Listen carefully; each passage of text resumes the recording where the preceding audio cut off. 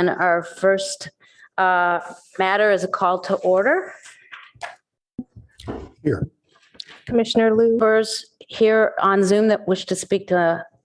And Ms. French, do we have any? And then it's time for city official reports. Of transportation, maybe start with Mr. Raphael. Senior engineer with the Office of Transportation. Just one minor update on the Lincoln Middlefield.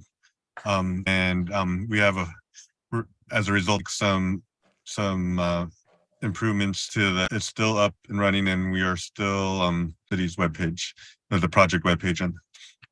French, do you have other items to report on? There's a funny feedback happening at some point. We talked about what's coming on July 26th. Of course, that's a target. August 9th, which prior to tonight or prior to this packet, I had noted might be a meeting off 30th that I am aware of. So that's, and then of course, there's no items going to council this month. So whoever has the July representation. To our first item tonight, which is 2901 and 702, 2901 Middlefield Road and 702 Ellsworth, request for rezoning. This is a slides to share later. So if anyone would like to speak who spoke before to something new, that would be fine, but it isn't necessary or even 10 minutes. One speaker for a group of 5 gets 10 minutes. So with that said, I will go down the line and see if there are any disclosures. Commissioner Templeton? No disclosure. To visit Ellsworth Place and meet her. I did not meet with her, but I did go visit on my own. Commissioner Aiken or Lou? I got probably the same email and also did a site visit, but did meet with, mostly captured in the packet. I did ask what compromises they would like to see. And they did mention that they would actually potentially prefer a 2-story building if it meant. And largely we discussed strategy and engagement, that she should continue to engage with staff. From a member of the public, but I didn't learn anything that wasn't in the public record. So with that, we will go to Ms. French for screen. Let's see, where did it go? Oh. Okay, here we go. Good evening, Amy French, Chief Planning Official, speaking in my lower register tonight. Recovering from last time with one difference, noting today's date and noting the motion that did a question applicants and neighbors the week of July 3rd when it came out, and the neighbors, and that was on Monday. And I'll note before I commence any further, 2 letters from them and 1 letter from William Ross. Those were forwarded by email to the commissioners and are at places in case the commissioners have not had a chance to digest those. And I'll just note that in the past, it has been something that might be considered to take a break and a moment to read correspondence that has not been digested if it came the day of. So that's at the chair's pleasure. The open items slide showing what staff believes are the open items. I know at some point there was discussion about staff should say if we've addressed it or if it's still open. So if you'll notice the trees on Mr. Dewey's property, we believe we answered that on June 28th, but here they are at the end, 5 and 6. So just starting with take a turn for the worse. The first item there is code section 1838150, items A through E. The fourth is about the delivery truck spot and spaces and maneuvering for those. So to that end, we did create a couple of, and we altered that this will help answer the questions that were asked on June 28th. I'm going to go back first to slides, kind of staff's recommendations. Staff from Office of Transportation were able to go out to the site and study the slope So there's recommendations here on the screen with a lot of colors, so we can come back to this slide as needed. Another that would show a 28-foot wide curb cut here from, on this side, and then the things that would need to be moved. The slides to show that the study, the question about, is this really the best delivery truck? This shows an option. This shows, first of all, those two areas that were discussed on 90-degree delivery spot, 90 degrees from Ellsworth. It shows not in tandem. There are truck maneuver diagrams showing how a truck might go from Middlefield onto Ellsworth. And this is the recommendation. So I'm going to end there and see if Albert is on the call and wants to present. There was a question, the first open item there about Palo Alto Municipal Code 1838-150, specific requirement, code section,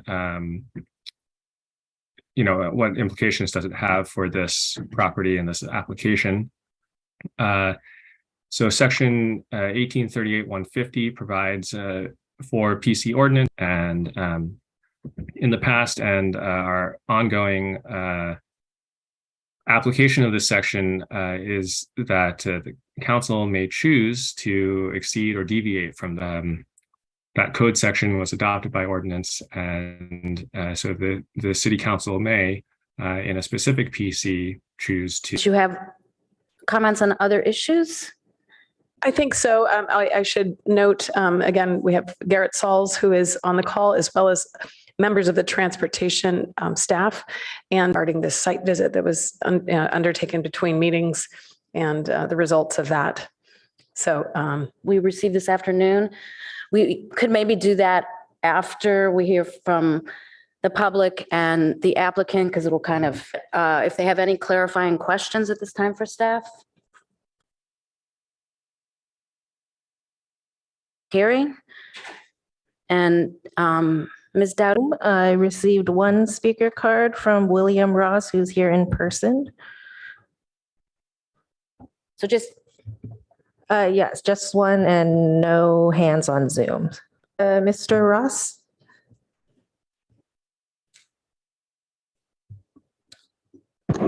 Good evening. Chair, in addition to the residents that are listed, I believe there's 18 there. I think there are 4 people online: Chen Wang, Carolyn Garbarino.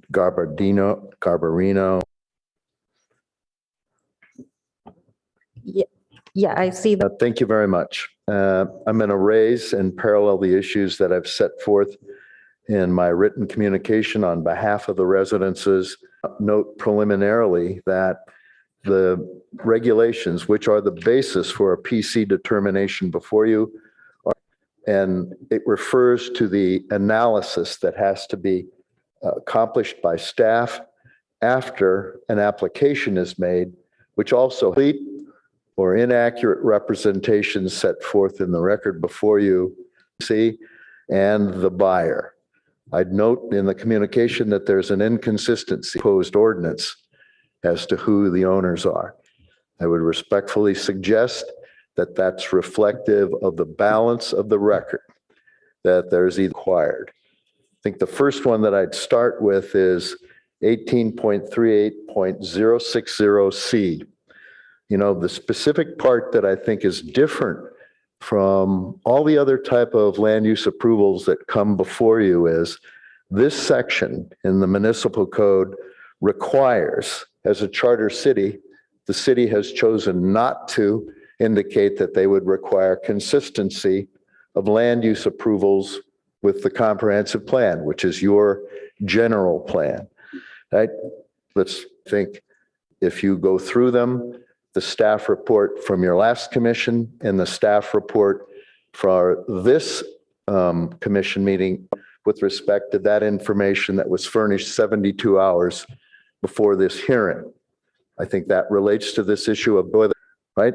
Consistency as defined by applicable care. 17 reported cases, about half of them before the Supreme Court, that say a consistency analysis, should employ some concept where the goals and policies of the general plan are further of a general plan, that you have to do that with respect to all applicable provisions of a general plan.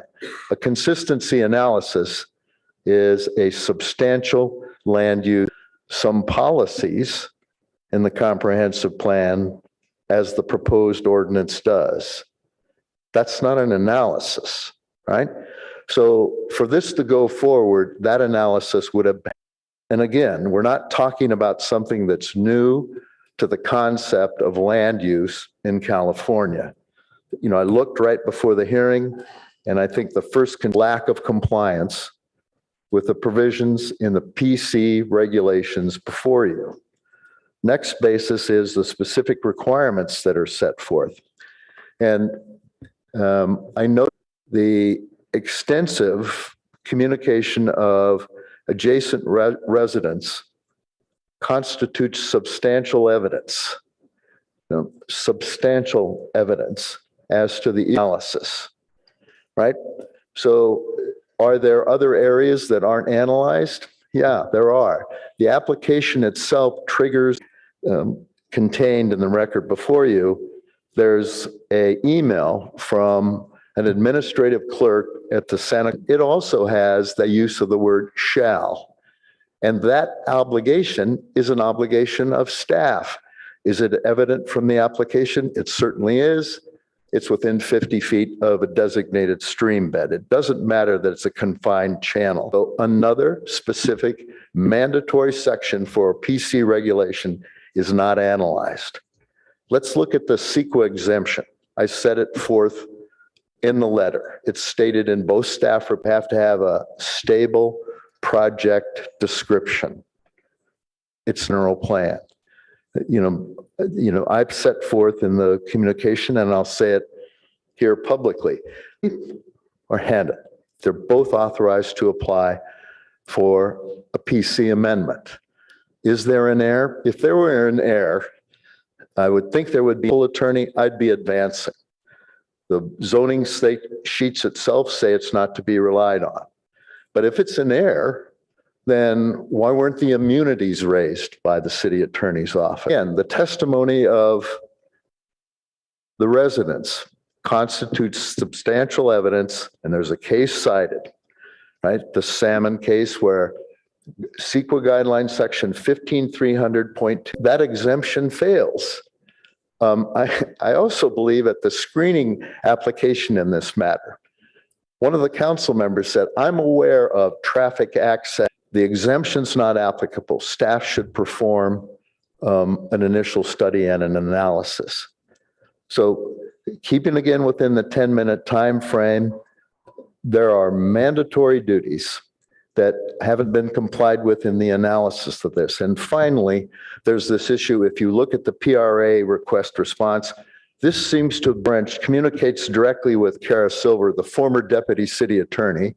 I don't know whether that was properly disclosed in anything under what I call the ethics law, and asks her about a legal question concerning this project, consistent with these mandatory standards. They aren't present in the record.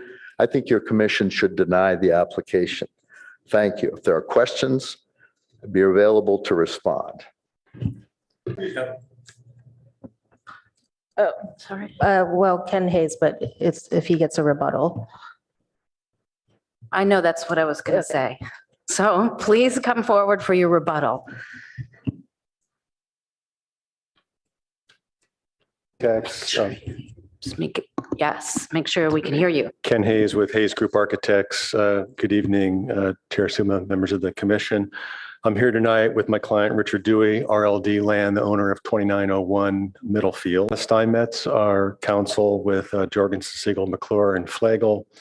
And the only reason we are here is because of a serious mistake that I pointed out last time, but everyone's aware that was made 56 years ago. But we're here trying to resolve this. in a fair and reasonable way. We respectfully request that the city's cooperation in achieving this fair and reasonable resolution. Quickly, by way of background, Ellsworth Place has been 20 feet wide since its beginning.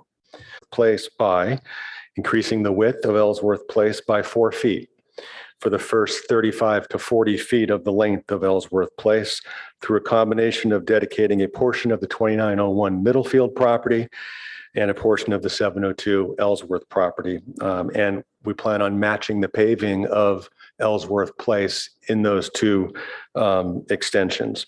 We are removing and rebuilding a wider driveway apron 24 feet wide to match that width with a throat at the street of 28 feet wide to aid in maneuvering. We're going to install no parking signs as they have further down the street on the fence in front of 702 Ellsworth, so no one will park there. We're creating an enhanced 35-foot sight triangle at the intersection of Ellsworth Place and Middlefield that includes moving the new fence that could otherwise be at the property line at 702 Ellsworth, an additional 4 feet away from the, 2 feet in from the side or the property line, 4 feet in from the sidewalk at transportation's request to make the intersection safer. The net effect is Mr. Honda loses another 2 feet of his front yard. We're also going to be creating a temporary delivery truck parking space at 2901 Middlefield that Miss French had shown you just a minute ago that allows vehicles to pass that otherwise might be blocked by a delivery truck on Ellsworth Place. And we're accommodating all current required parking for the apartment project on the 2901 Ellsworth or 2901 Middlefield property, reducing the cars on Ellsworth Place. And lastly, we're allowing for the addition of a new 1,690 square foot single family home to add to the housing stock and furtherance of the RHNA goals of the city. So accordingly, we respectfully request that you allow that you follow staff's recommendation and vote to recommend that the city council approve the project as proposed. And our team, like I said, is here to answer any questions that might come up. Thank you. Thank you very much. I would like to ask my colleagues if they have any questions for Mr. Hayes or Mr. Ross or our staff at this time. Yeah, go ahead. What's the analysis actually look like? There were some comparisons to existing lots, existing homes, like existing kind of streetscapes. Does it need to be codified in a certain way? Like what does that look like? Yeah, so I guess I'd say, we actually do consistency analyses all the time. They're a regular feature of our code. They're required for every ARB approval. And the way that we've done it in this case is it's a part of the ordinance. And Mr. Ross may not think that that's good enough, but we disagree. That is the analysis that we have of consistency with our comprehensive plan. And consistency doesn't mean that it's consistent with every element of the comprehensive plan. It's that on balance, it is, it furthers the goals of the comprehensive plan. And so I think we feel we've shown that in the ordinance. Okay. Oh, sure. Thank you. Okay, I'll respond and say a consistency analysis is as stated. That's the authority. It's not merely setting forth the section. Here you call it the comprehensive plan are set forth. And there actually is an analysis between them so that you say, look, here's a policy, for example, for neighborhood preservation. Here's a policy on transportation safety. And there is a mandatory duty to implement those policies, right? In Government Code Section 65103B. So there is an analysis, which usually is quite extensive, not a portion of a page, where those goals and policies are performed and analyzed by staff in a way that they can come to a conclusion that says, these policies are furthered, these are hindered, but based on that analysis, when they go through the mandatory 7 elements, which in the comprehensive plan are combined. I think there's 5. They then come to a conclusion of consistency. Mr. Yang is right in one portion of his consistency analysis where he says, there's no requirement that it's required to be consistent with all elements. That's why this balancing standard that I referenced in one of a multitude of cases is how that's accomplished. Once again, respectfully, I understand, and again, I think this is reflective of an institutional bias of the planning department, right? It's very clear what a general plan analysis is. You go through and you pick the relevant policies of the mandatory element of the comprehensive plan. Say, are they furthered or hindered by this development proposal, this PC amendment? Once again, respectfully, that's not present. Thanks. Any other Okay. questions? Yeah, I realize asking legal questions is dangerous. I would like Albert's expertise or ability to comment on,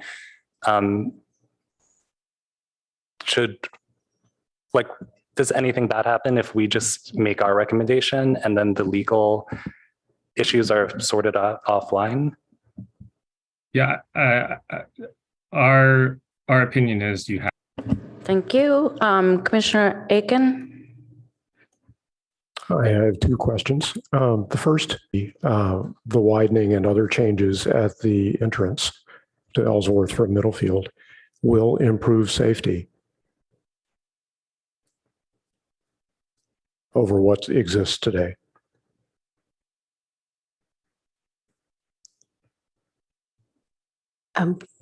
Hi, this is Amy French, Chief Planning Official. I don't know if we have, okay, and I can, Sylvia. Shall I repeat? No, I think I have it. Thank you. Good evening, commissioners. This is Sylvia Starlack, Transportation Planning Manager for the city. My transportation planner, Shrupath Patel, and I visited the site on Monday, July 3rd. We spoke with residents. Shrupath and I did a simulation of his car. He was driving his car out of Ellsworth Place. And our recommendation is reflected in what you see on this slide, which is to the fence to 4 feet behind the sidewalk, the back of the sidewalk. Because when cars have to come to a stop before the sidewalk, they need to be able to see people on the sidewalk before they can cross the sidewalk.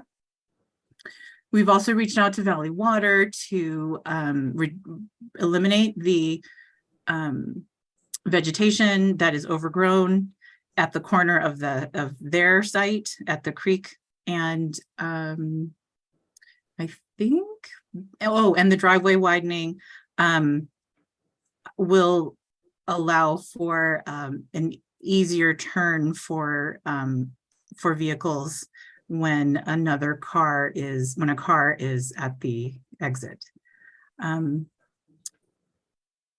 Transportation staff feel that these adjustments will improve visibility and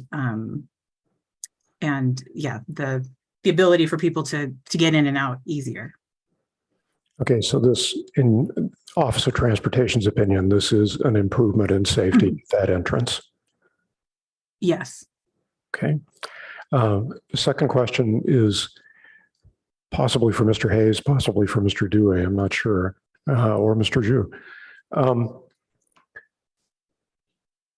For me, the 2 key transportation concerns here were safety at the entrance and also the ability to circulate along the initial length of Ellsworth.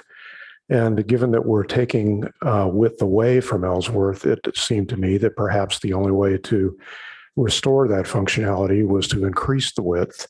The applicants have proposed to do that to some extent. And the question is, did you consider increasing the width by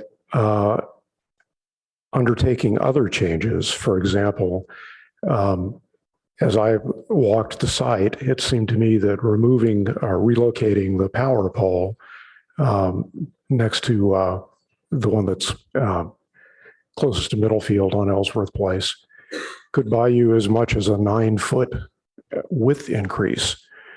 You're using much of that already in a rationale for not pursuing it.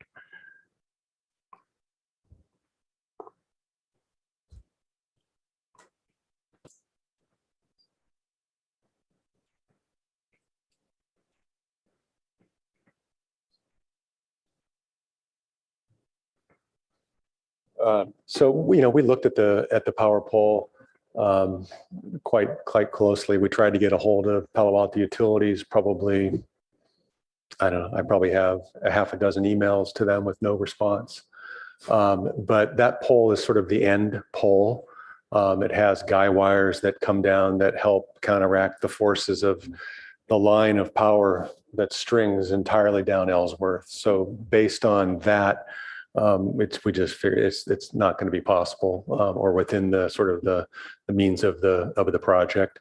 However, we are having to relocate a cable utility box, and we don't really know what the implications of that are at this point because we've not been able to get the cable folks out there to tell us what's in that box. But here we are agreeing to widening the street on that sort of Ellsworth Place on that side by 30 inches.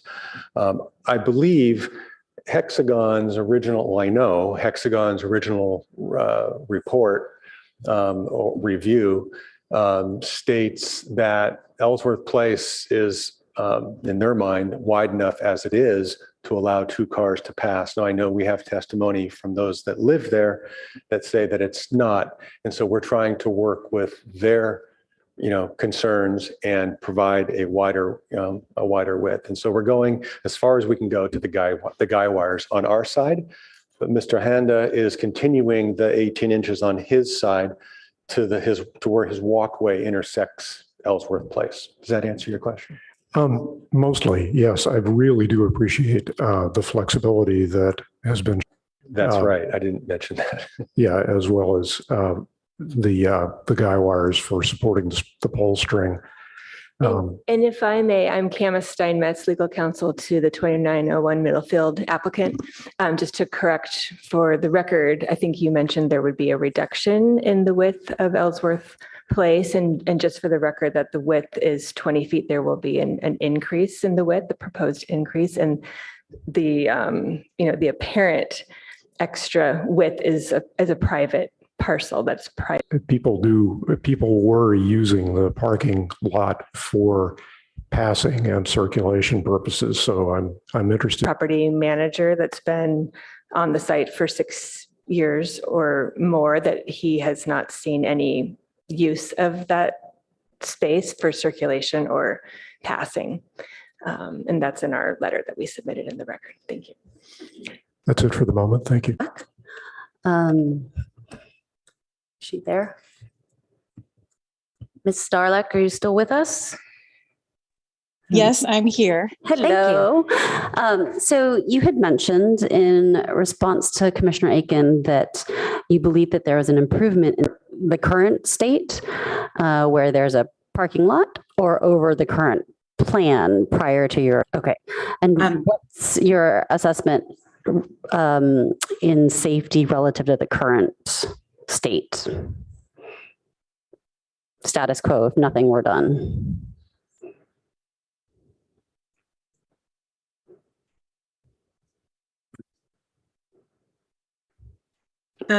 Currently the visibility, I'm just speaking about the visibility, because the vegetation, because of how the incline is and how a car is screened from any kind of vegetation once a car is up on the, is approaching the driveway, approaching Ellsworth Place. The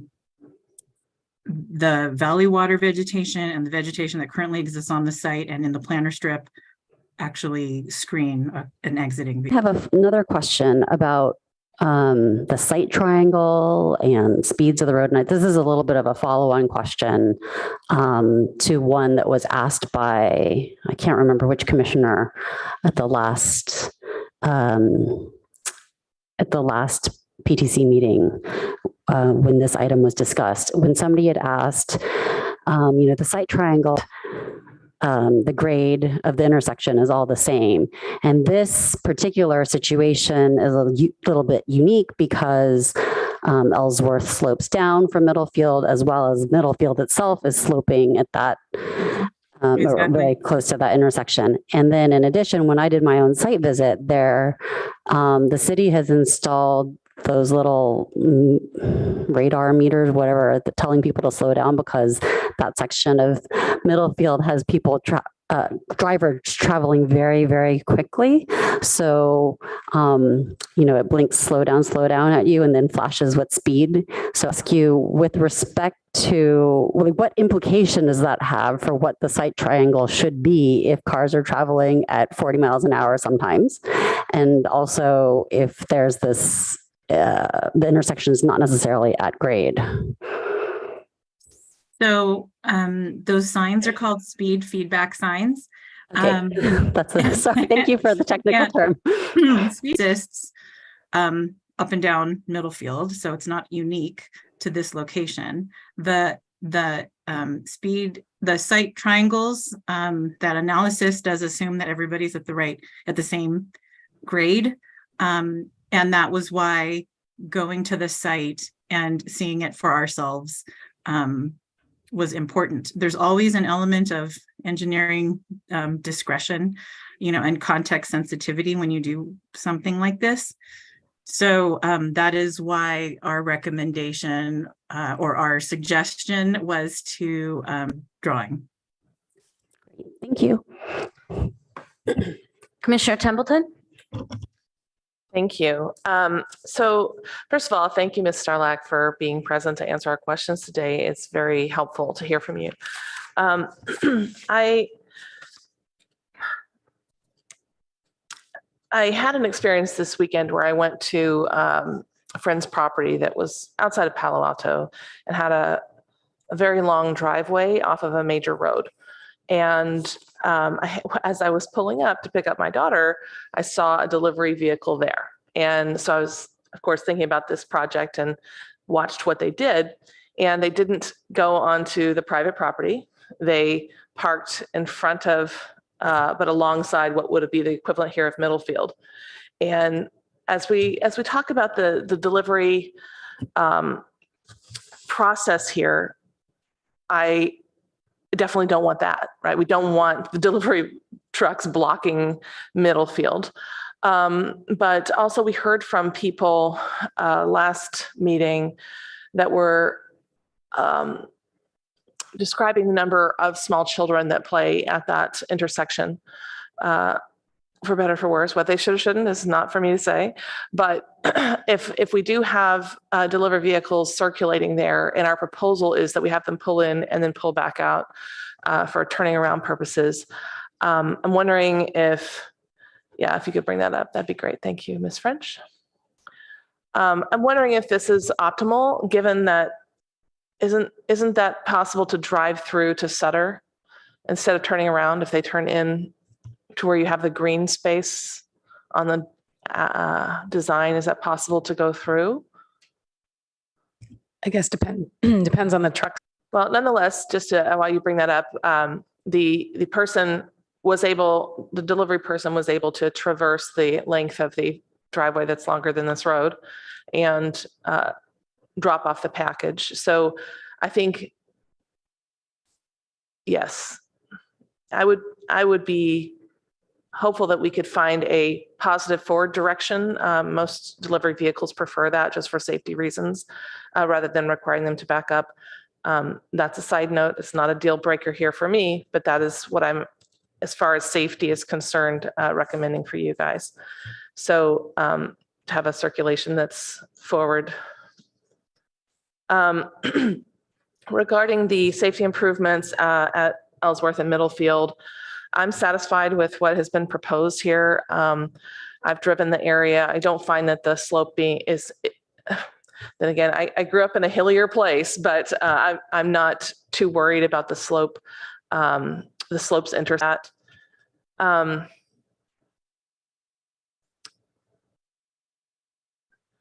I'm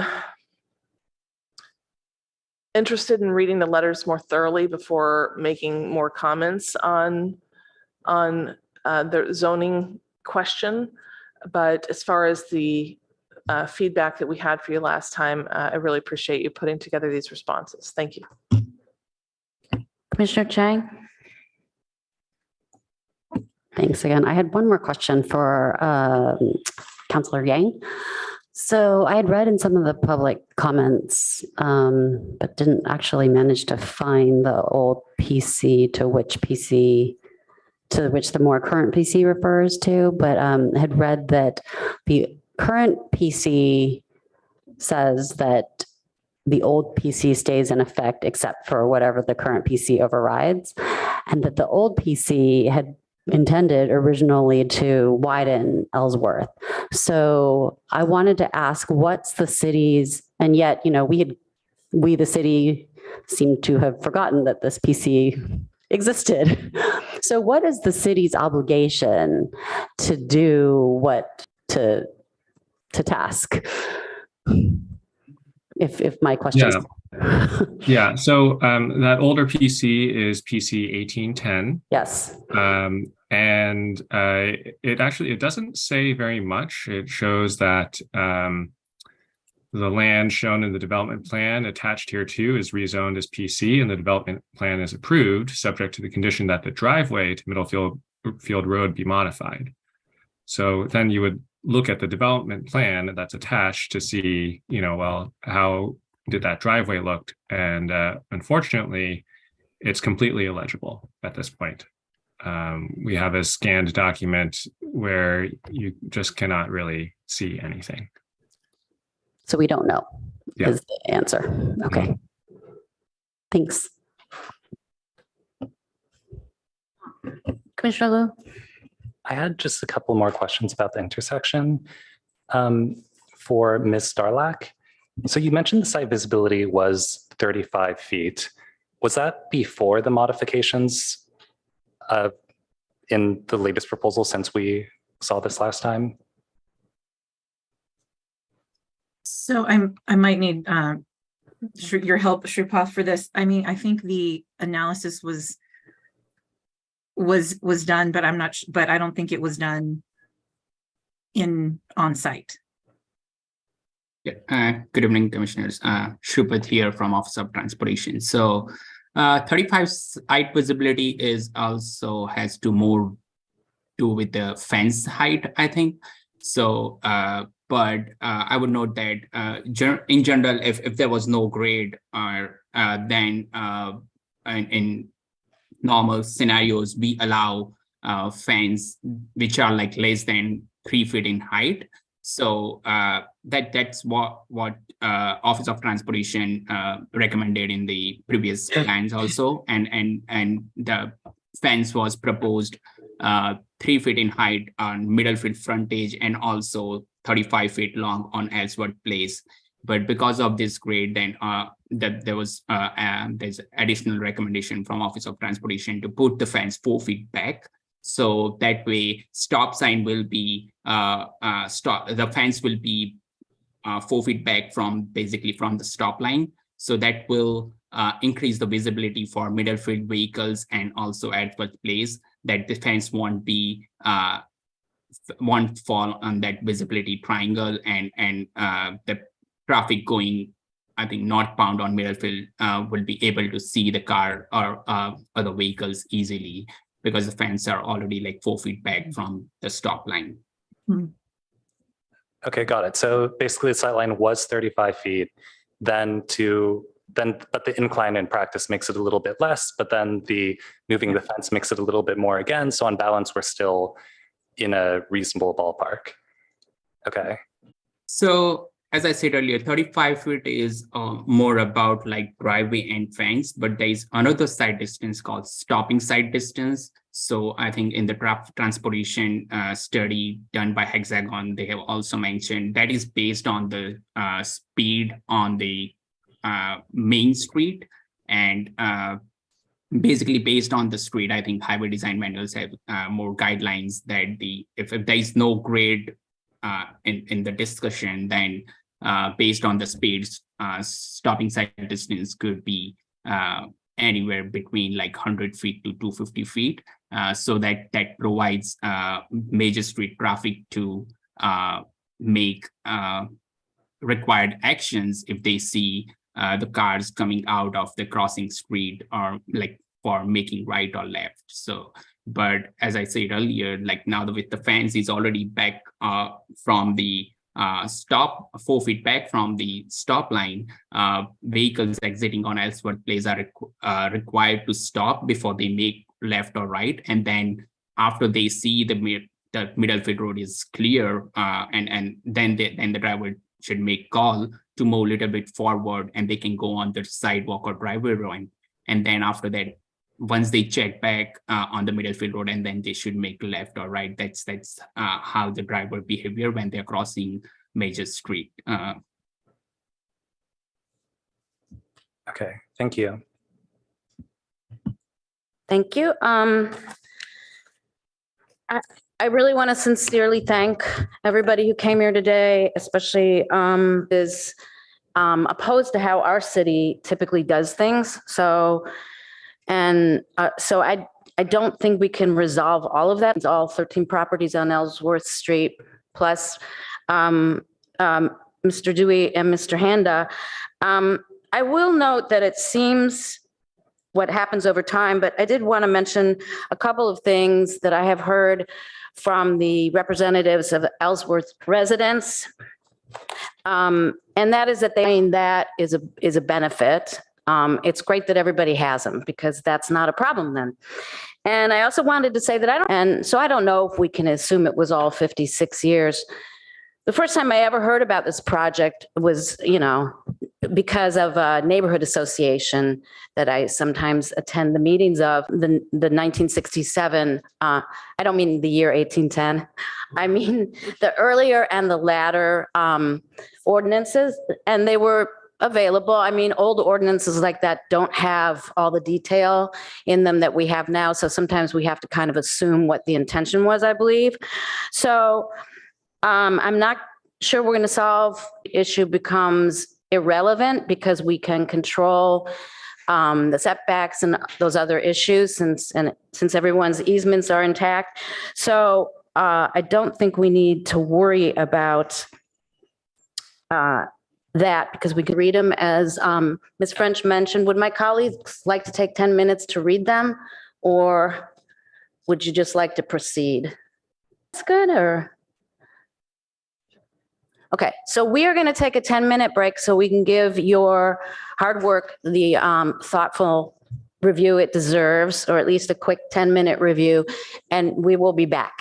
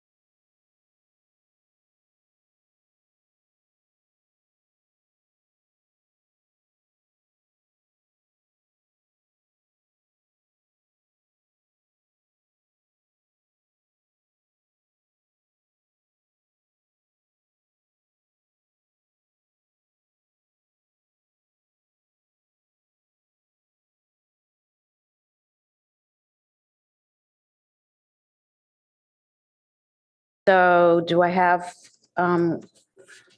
questions, thoughts? I have an additional question for staff. Is the streamside corridor protection review area the same as the streamside set? We'll have to give it a minute. Okay, we'll take a minute and think about that.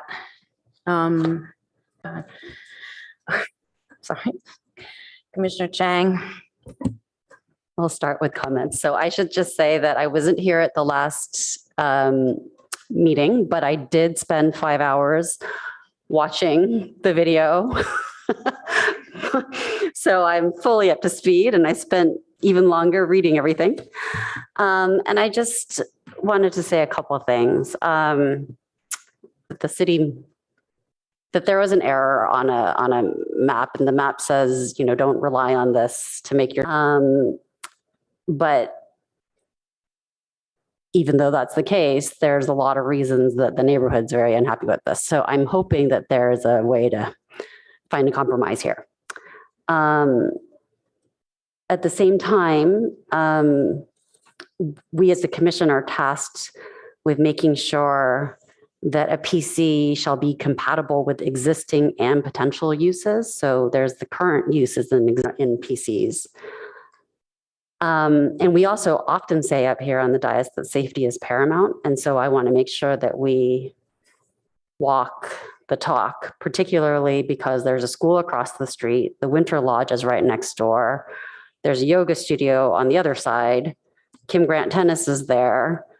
I've biked there. It's harrowing to bike there, which is why you see people biking on the sidewalk there. When I did my site visit, 2 people biked by me. People drive quickly there. As I said, it was 40 miles an hour repeatedly. There were also some very respectful people who drove 25 miles an hour, but many people blew by at 40 miles an hour. He was crossing Middlefield in the crosswalk on the green, and somebody ran a light because the sun was in their eyes. So this is just a harrowing stretch of road that is heavily, heavily used. And in our comp plan, we say that we want to really make this like a pedestrian and biker friendly area, because Midtown Palo Alto is an area that we want to make like a vibrant, you know, CN neighborhood. So I just really want to be, you know, if Palo Alto grows as we wonderful about what we're doing. I'm also concerned. I heard a number of commissioners last time raise the issue of what happens to this parcel if we follow the staff weird spot where prior city councils had said, we don't think this parcel is actually an appropriate place to develop a residence. And granted, times have changed, and maybe now with all of our desires to have housing, we would love to see housing there. But I'm also not sure, given all the safety concerns, that we want to lose control of it. So where I'm leaning right now is towards an alternate, one of the alternate choices in the staff report, which is to keep it within the PC, but to allow residential use within the PC. And that's my comment for now.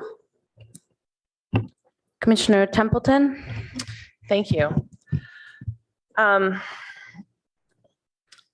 I have a lot of maybe mixed thoughts on this property and what we've been asked to do. I will start by agreeing with my colleague here that Middlefield is still too dangerous for our walkable, bikeable, family-oriented community vision. And we have to do something about it. I'm not sure how much that weighs in on this property when we speak about it in the safety of Middlefield in general. And I do think that the proposed improvements for safety will make it better than it currently is. So we have that positive. I also agree that this communication error is really unfortunate. But I also think that that knife cuts both ways. So if you are saying, if we are saying on the one hand, it's unfortunate that there was this mix up and that this is affecting the buyer of the property, we have to also say that for the other neighbors, which I think is really hard to say. You know, these were previously parts of other parcels and this was subdivided, and the entrance to their homes is through a right of way access that has been granted through dependency on your neighbors. And it's so complex that it makes it really difficult for us to single out any person's individual interest here and come to a solution that will satisfy everybody. I think that's really the challenge that we're dealing with. I don't believe that's what we're being asked. I would like to know the answer to the question that was raised about making sure that we have proper setbacks and won't be degrading the creek in any way by the construction or the structure.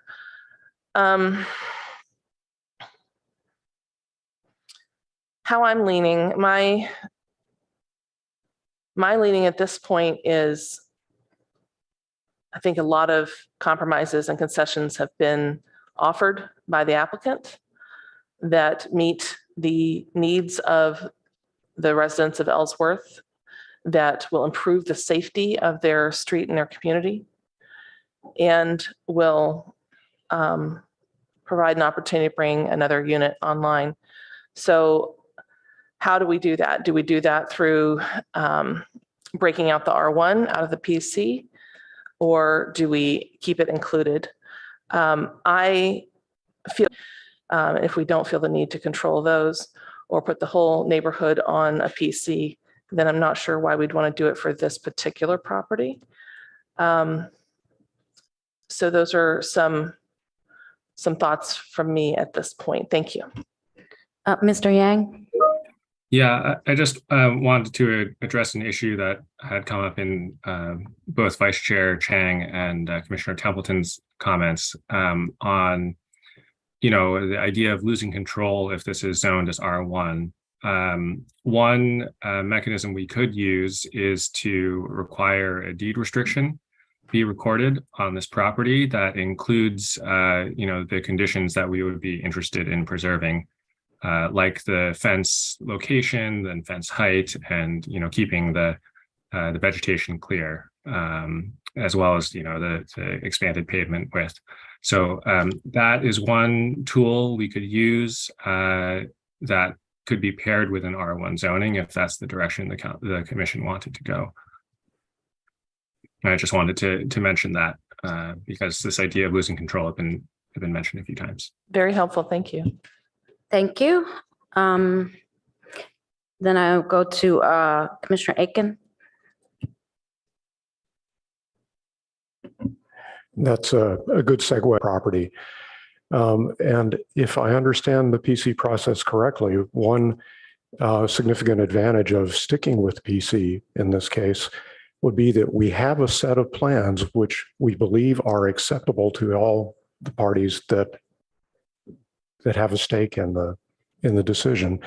And rather than have to enumerate a set of restrictions that may yet turn out to be inadequate, we have a plan that we can deem adequate today. So my inclination is to lean towards retaining the PC designation and amend it. On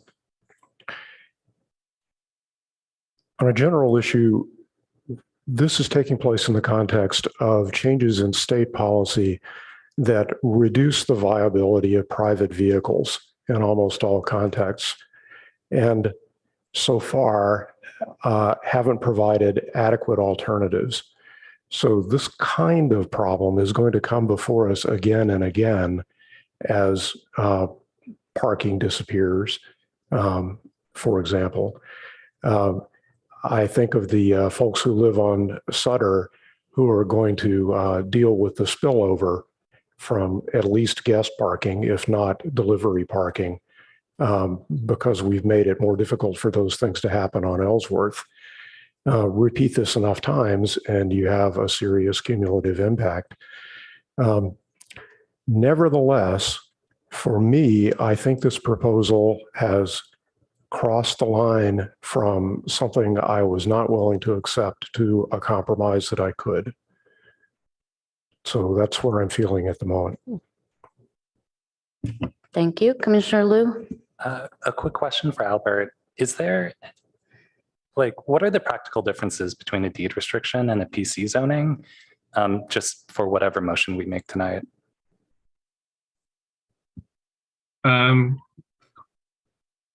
Practically, I don't think that there's very much. They'd both be fairly difficult to change. A PC might actually be a little bit easier to change than amending a deed restriction, but it's probably about the same. In both cases, the property owner would need to come to the city and seek the city's approval. Cool. Thank you.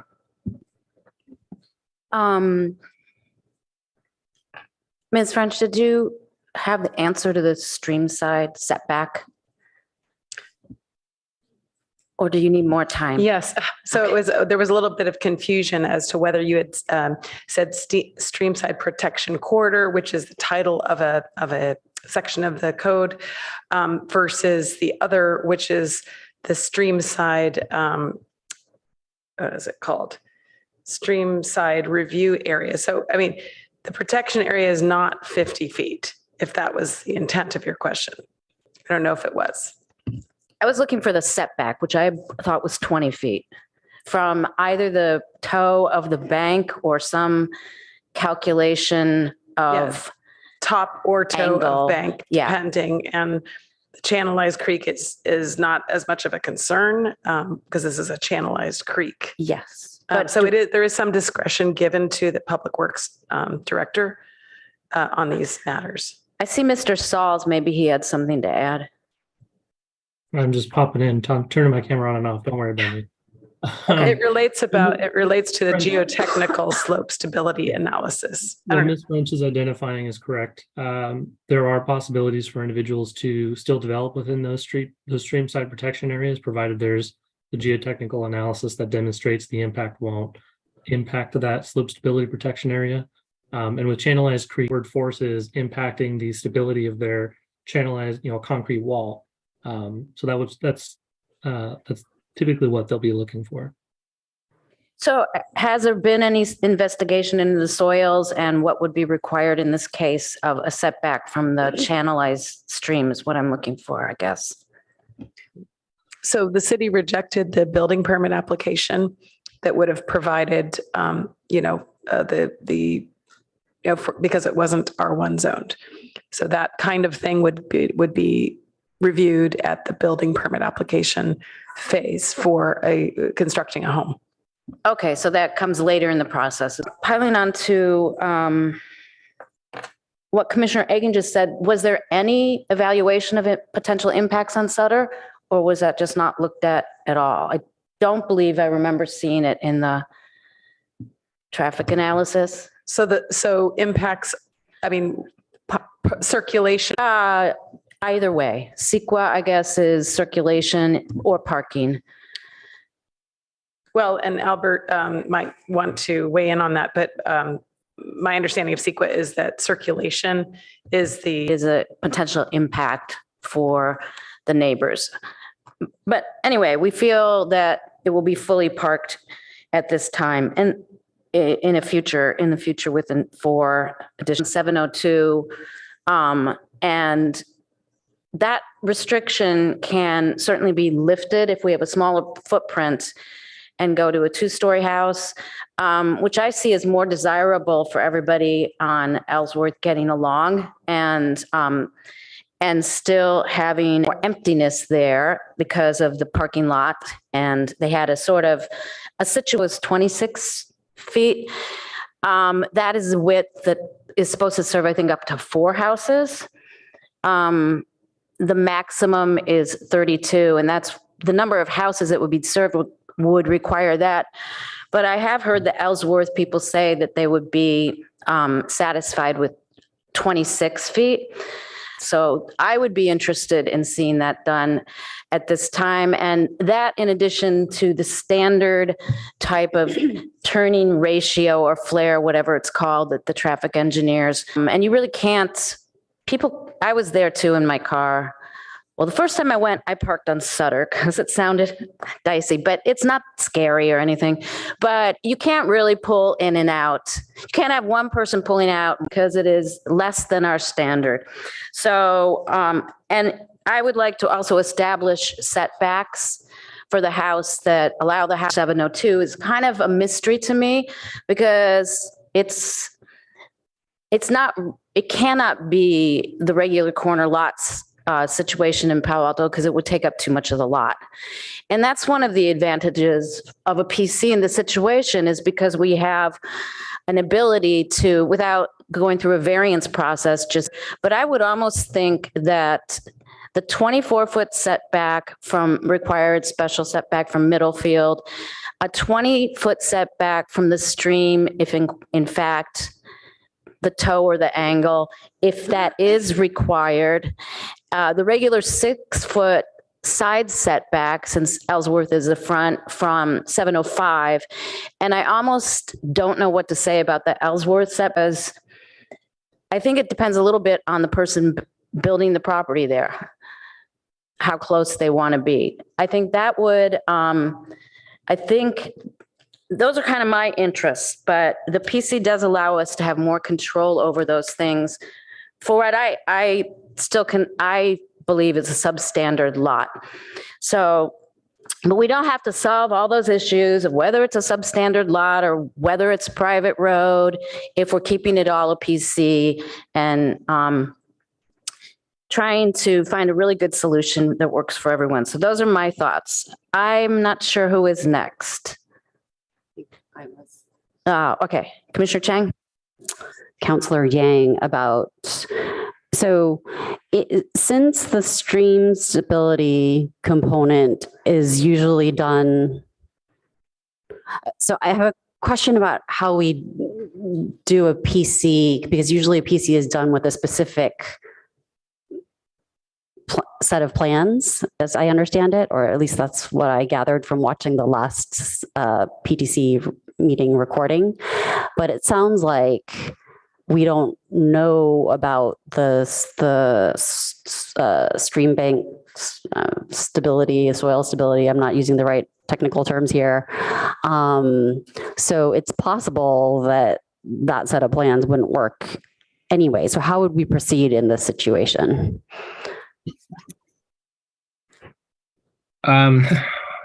Well, there's one way is to sort of have the set of plans that's before us be the development plan, but have it, conditioned that it will,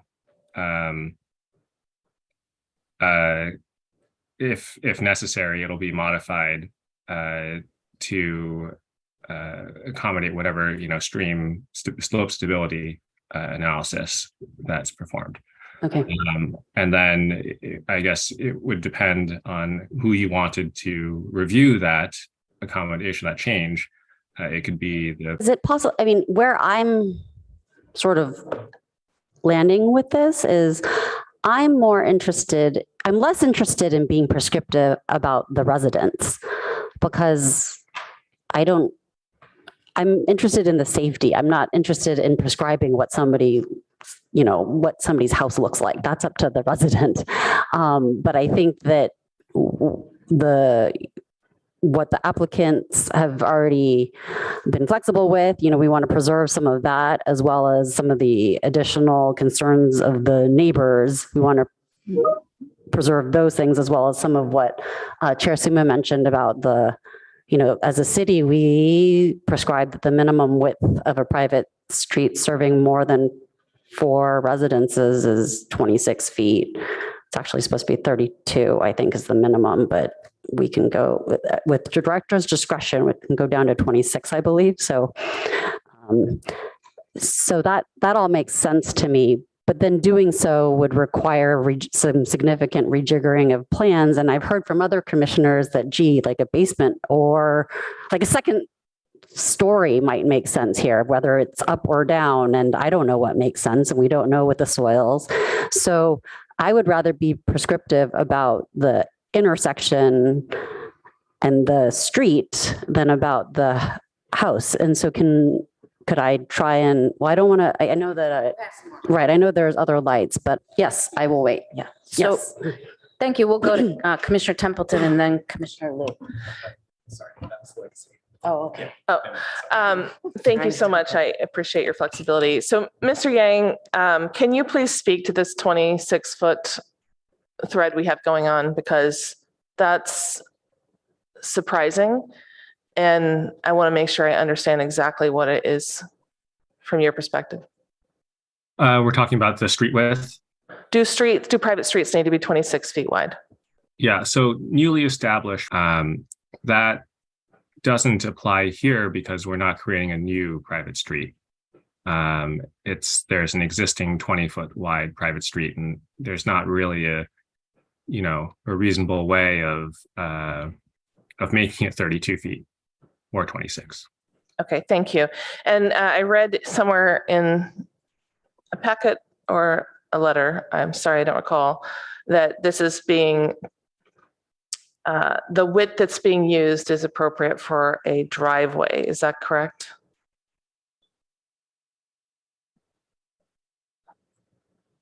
Is that where the 20 feet comes from? That's not something I can answer. Yeah, I believe that, multiple family residential, apartment buildings and such can do a 20-foot driveway. I believe that was an Office of Transportation staff comment.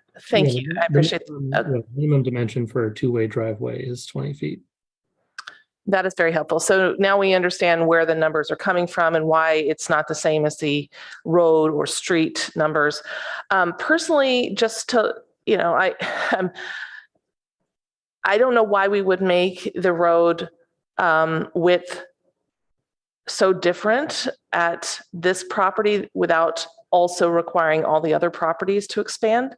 It feels very unfair, and that it's targeting a single property, whereas this street abuts many properties. So I feel that's unfair. That said, we have talked, it looks like the proposal here is 24 feet. So I think that is a compromise between 20 and 20. Agree to expand it to 26, that's fine, but that's a separate issue.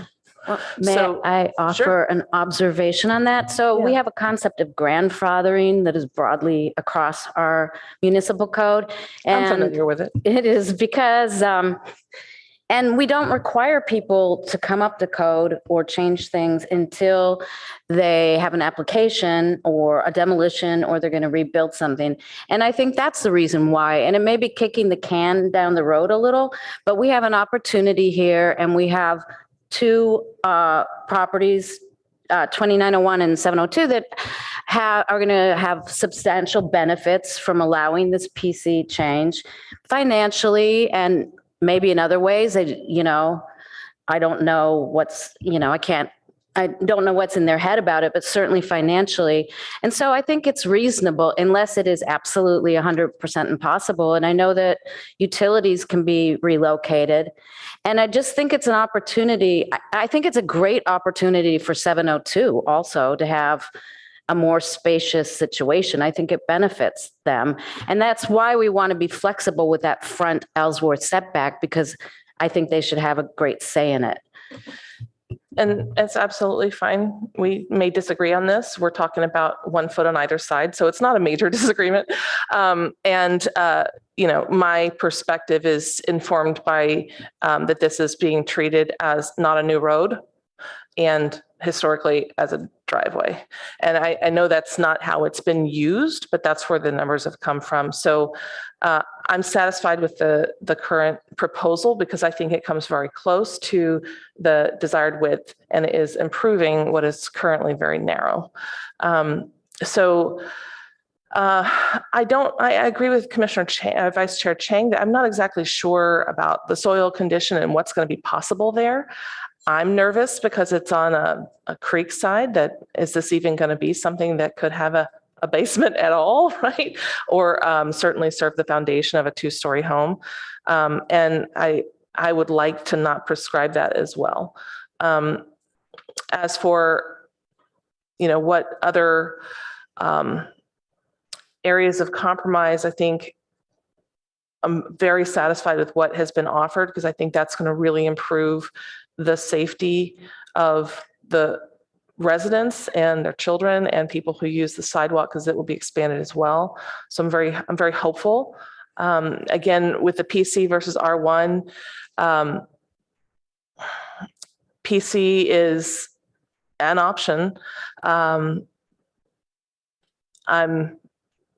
I still feel uncomfortable given that this was stated as an R1 by the city and has neighbors who were R1. I hate to tie this property in perpetuity to the property across the street. I'd like to sever it because that's what the applicants seem to want. Thank you very much. Okay, I am not seeing any other lights. Do I have any other comments? Commissioner Chang indicated she wanted to make a motion. So why don't we go ahead with the motion? I will make a motion and we can work with it from there. So I'd like to move that the PTC recommend that City Council amend PC 2343 to add single-family residential use to the list of conditionally permitted uses of the PC zone. And that the width of Ellsworth Place easement running between 702 Ellsworth and 2901 Middlefield be widened to 26 feet for the entire length of the easement. B, the easement shall be given to the city of Palo Alto to settle any debate on who has the right to access the street. C, that the curb cut approach at Ellsworth Middlefield shall be widened by 4 feet to a total of 28 feet at the street flare. D, that the 35-foot site triangle for the Ellsworth Middlefield intersection must not be obstructed by vegetation, fences, or other objects with heights greater than 1 foot. E, that 4 additional parking spaces shall be provided on 2901 Middlefield. F, that a temporary loading zone for delivery trucks shall be provided at 2901 Middlefield. G, that green waste garbage enclosure and pickup for 2901 Middlefield shall be moved off Ellsworth, and that 2901 Middlefield trash pickup shall be moved from Ellsworth to Sutter.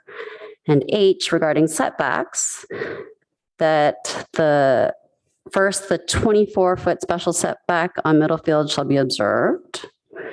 2, that the creek setback will be observed according to stability requirements. 3, that the front setback from Ellsworth is determined based on safety requirements as reviewed by the planning director. And 4, that the standard 6-foot side setback is observed from 705 Ellsworth. And so that's my motion. And I felt pretty strongly about keeping the parcel within the PC because this was a PC. I know it sorry. Okay, I will wait for it to be seconded. Sorry. Do we have a point to clarify? Ms. Dow, were you able to capture all of those? I think there was A through H items and then 3 or 4 sub items within H. So that maybe we can share it on the screen and everyone can be sure to respond.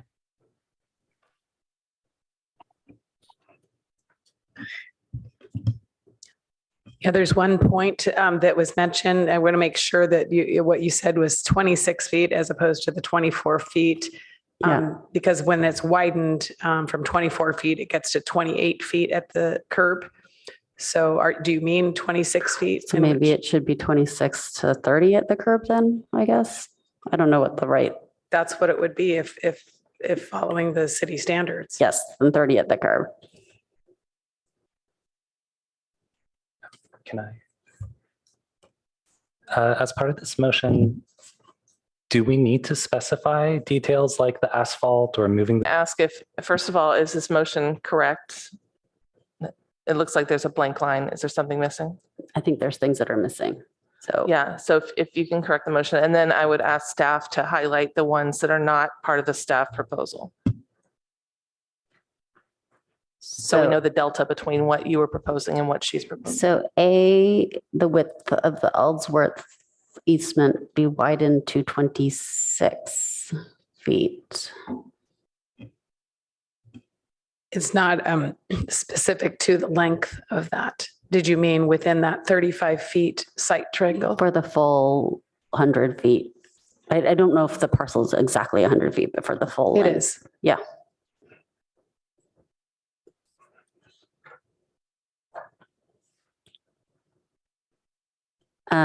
So then the curb cut would be 30 feet at the street flare, I think. Right? I think that B, it says easement be given to the city of Palo Alto. I think what was said was city of Palo Alto has a right to determine who has access. Did I hear that right? Sure. Somehow. I think the easement should be given to the city of Palo Alto to settle any debate on who has right to access the street. For just this property or for all properties on Ellsworth Place? For all properties on Ellsworth.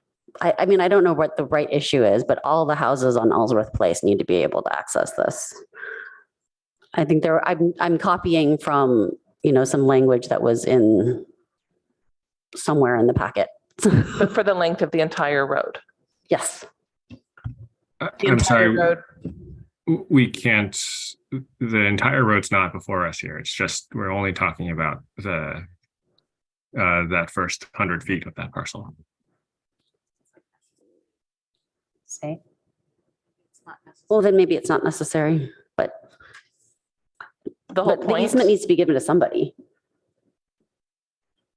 The easements have already been given. If it's widened. Oh, perhaps you want to, I don't know, but perhaps you want to change the language to say the new width of this easement for the first 100 feet from Middlefield shall be recorded with the city. Something like that, but. Yes, that, the new width of the easement for the first 100 feet shall be recorded with the city. Sure. So we would actually recommend that it be granted to all of the neighbors on Ellsworth, just because right now, that would basically have, the city has a right to these little strips along the edges. And the city also has, staff has said that we do not have an interest in, having a public access easement or public right of way.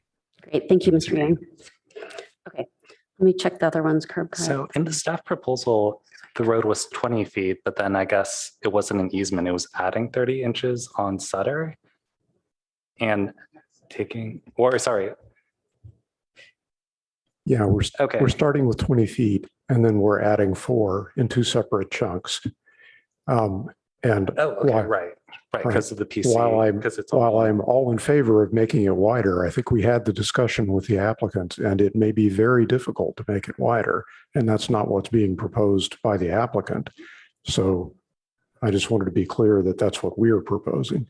That's what I'm proposing because I'll speak to it in a second and we can go backwards and we can play with this, but then for D, that the site triangle not be obstructed by plants or fences or any other objects taller than 1 foot.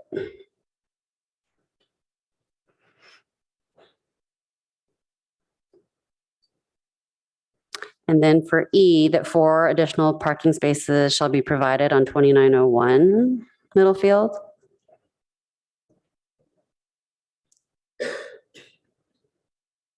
According to stability requirements. The next one is that the front setback from Ellsworth be determined based on safety as reviewed by the planning director. So I don't know how to make that determination. It might be clearer if you don't say front, because that would not be the Okay, front in so our code. Sure, setback from Ellsworth. Whichever side of the lot we call that. And then that the standard 6-foot side setback from 705 Ellsworth. So it's 4 different setbacks, 4 sides of the lot. And can you or staff compare these proposed numbers to what's on the diagram on slide 12? Sure, I'll show that. Because I think it's mostly the To talk about, am I sharing? This is important to talk about.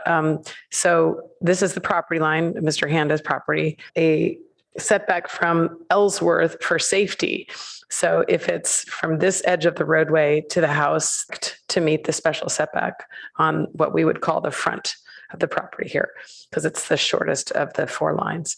This is then the side facing the creek. That's a side property line that's 6. This would be then what you said was the 20-foot setback as in our R1 code with an encroachment into the setback, which is allowed for. It's substantially similar.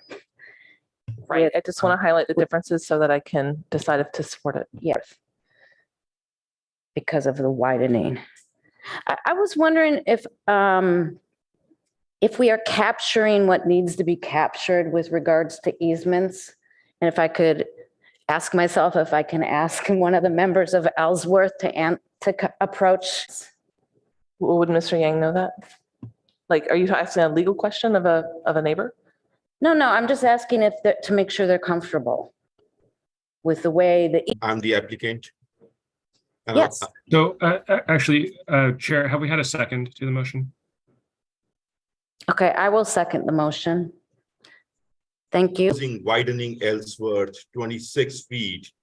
Our proposal was 24 feet in the first 35 feet area. This house, it's 14 feet.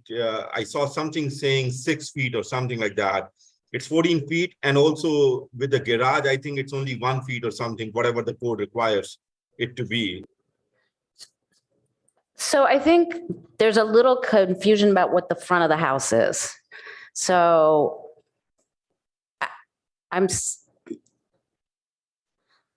so if we're still going to. Where you put the property numbers.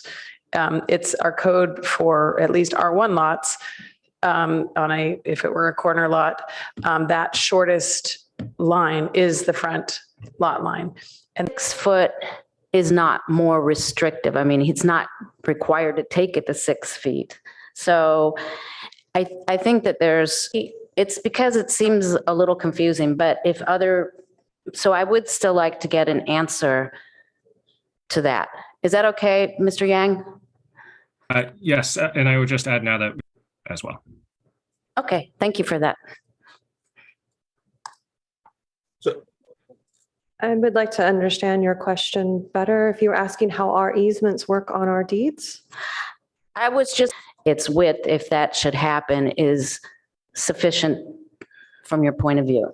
Because some unknown, while the city says it's a private road, and we're going to zoom out maps being R1, you get to R1 because the city map said it.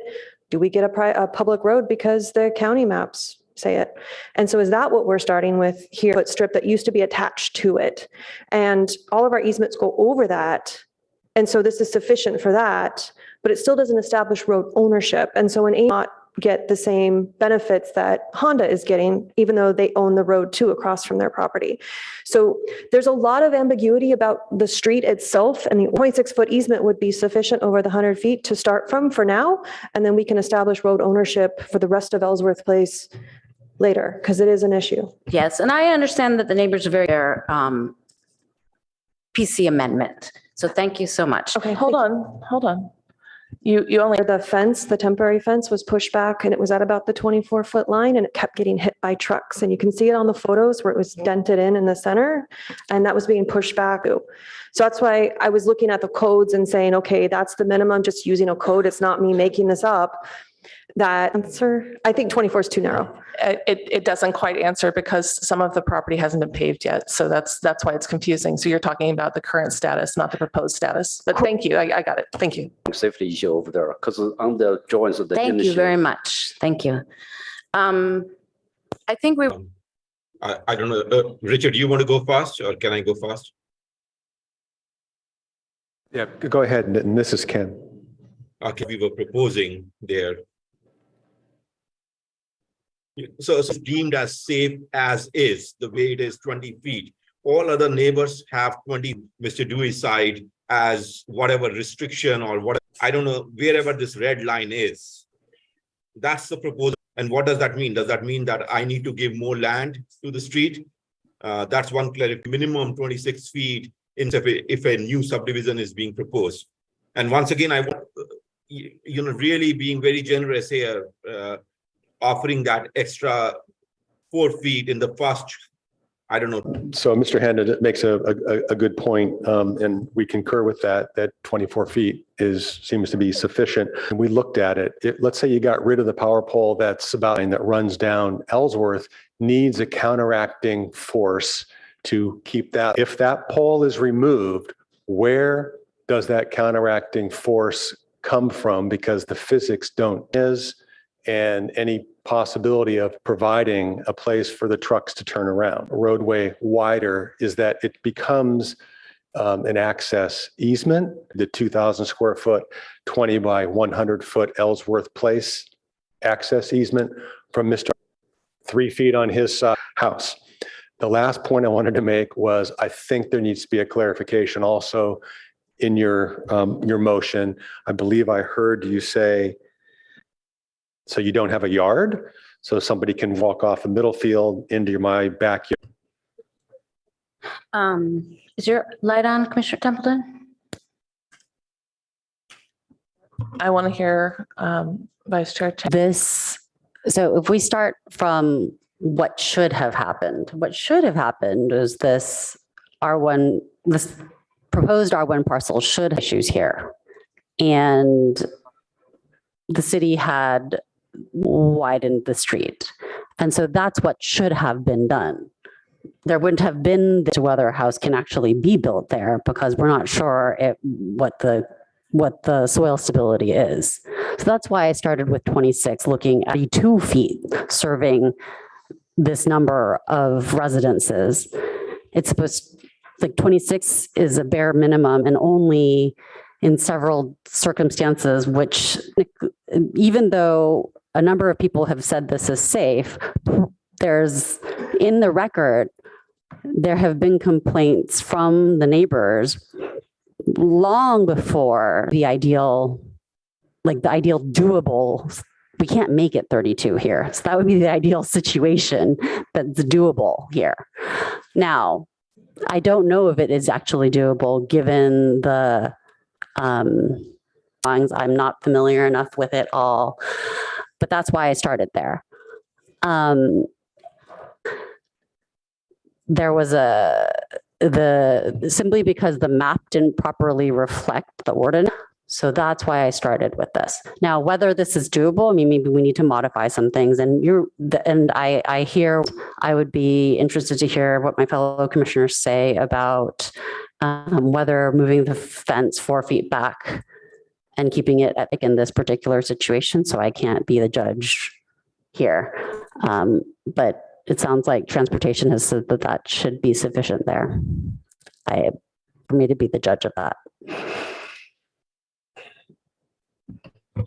Yeah, and my second, I wanted to have more time to discuss this and hear about it. And I don't know, not everybody has a fence in their front yard anyway, right on the sidewalk, or as close to the sidewalk as you can legally put it. But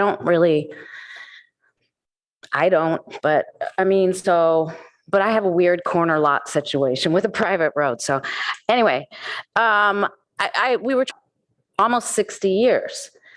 And it's somebody else purchased it, but when it was all part of the PC on anyone's part, deliberately to do something. But I think it's an issue that should be addressed. And if the applicants would like to take this, but until we rule that out, I feel like, and we're not able to deal with the issues that Mr. Ross brought up because they're not issues that also. So I can't do anything about that. And so maybe what we can do is change the motion. And I would like to add at this time, there's another thing that we didn't opine on, and that was the new configuration of the 4 spots that Ms. French provided.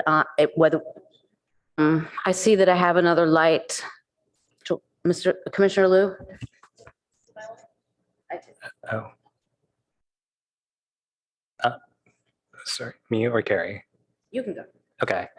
Personally, I just feel like it is sufficient and simpler to take the staff recommendation. 26-foot easement would mean in practice to the plans. Like, I don't truly know what that would actually mean for the utility pole.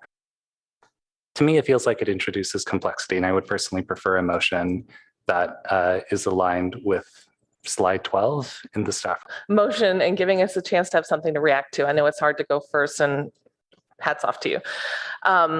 I also share the chair's intention of finding a compromise. What I'm struggling with is I don't feel like the compromise that has been proposed has been viewed that way. We keep moving in 24 foot is much closer to 26 than 20 foot was. So I think that's a huge win for the neighbors. As far as something being taken away from the neighbors, I'm struggling with that property. So they were using it, yes, but I'm taking, in my mind, taken back to my friend with her family on both of those lots.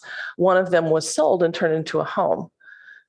And while that did take away, quote unquote, her ability to enjoy that space, it wasn't her space to begin with. And the owners had a right to do of the using of a space that wasn't theirs in a way that wasn't allowed or intended as well. And for the similar reasons that Commissioner Liu mentioned, I feel very uncomfortable extending into the utility right-of-way, which is even more complicated than these driveway right-of-ways. I promise it really is difficult to move those things. And sometimes not wise. And that's what we're hearing right now from the engineers who studied it. So I am not supportive of this motion as is. And if we want to get into a discussion of how we They park on there, as the Ellsworth neighbors don't use it as parking. What it created was a more viable, functional street because it was not an attorney, so I'm not going to go into it. I would like to know whether the maker of the moment, and I appreciate your analogy about the neighbor who, had a house between 2 empty lots. And in this situation, it's a little bit different because while the PC is a PC, which is supposed to have a public benefit, and even though the public benefit wasn't specifically to improve the circulation of Ellsworth benefit, it did become the public benefit. And that was the use over the last many years. And so the PC has a public benefit, and in changing a PC, we need to also be creating a public benefit, and we're losing a public benefit to amendments. If somebody has a better suggestion, taking into account what I'm trying to do here. Not to the core point, though I definitely agree in general with your analysis of taking things away, or maybe halfway between you and Carrie and Commissioner Templeton. I'm sorry. On the could change that to allow it to be taller of the planning. If I think that gives more flexibility, or it can be. Commissioner Aiken? Thank you, Chair. Utility pole just a little longer so you can see what we're getting into. The line dives into an underground service access point at the bottom of that pole. It's actually braced in a couple of different ways. Down along the same line and then guide out in much the same way that it is now. And relative to the complexities that we could get into, Chair Suma mentioned we haven't looked at, right? So there's an interaction there that it's hard to characterize in the scope of just one attempt. I don't mean would prefer it that it be wider. However, what has been proposed is a good compromise. So exactly an amendment, but what I'd like to see, I mean, part of my concern also with this is that the 24 feet that was proposed. Yeah, and there was another, at some point, somebody had shown a photo of how far deep. I can toggle back and forth. Right, because right now, if you visit the site, the entire length is the parking, sorry, the parking starts beyond that first. So the parking spaces don't start for some, Right, so the 35 feet isn't very far.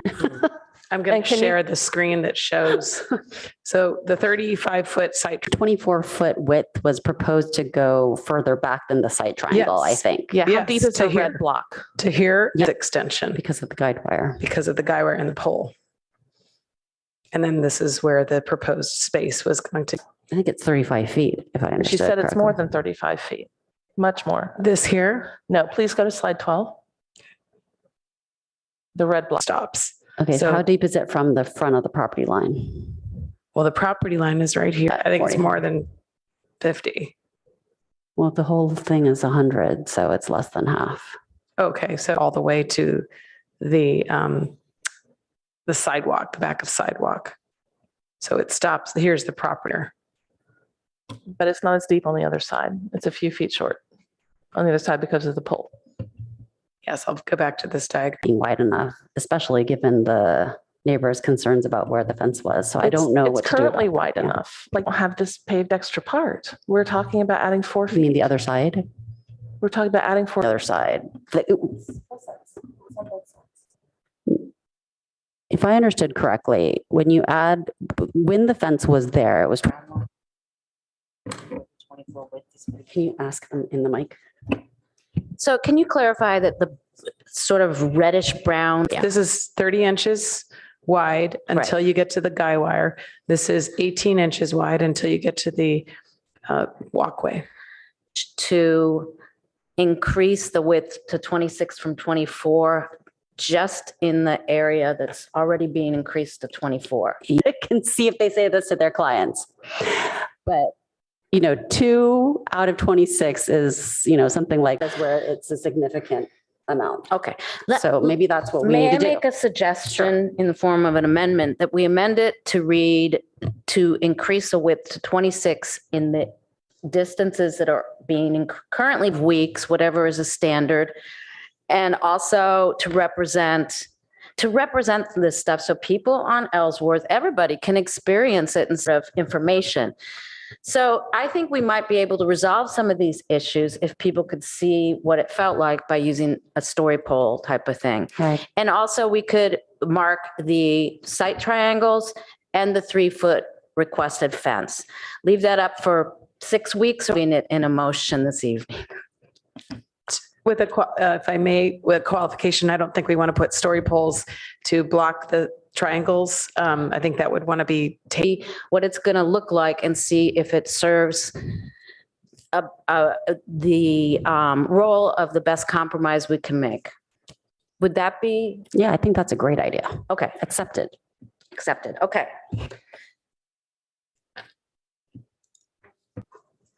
We'll keep the plants no taller than 1 foot, but we can reintroduce the fence at 3 feet height, right? Be the right term. Temporary visual aid so people can experience what this is going to be like in actual use. And I think that would help Commissioner Liu also. Distance. Okay. And I would also indicate where the site triangles are. I mean, it's not a complicated thing to do, and I think it might alleviate a lot of concern. I have my hand up, Chair. Yes, go ahead. So I do love the idea of rapid prototyping it as property when they're adjacent to a major street like Middlefield. I mean, you want to talk about safety, that's very unsafe. Wasn't to suggest they couldn't have a fence. It was to say that if it interfered with the site. I was talking about the original motion and she was suggesting support this motion because they need to be able to have a fence for sure. And if the story poles are going to go up, we should do it at 24 feet. Because those are some feedback on the changes.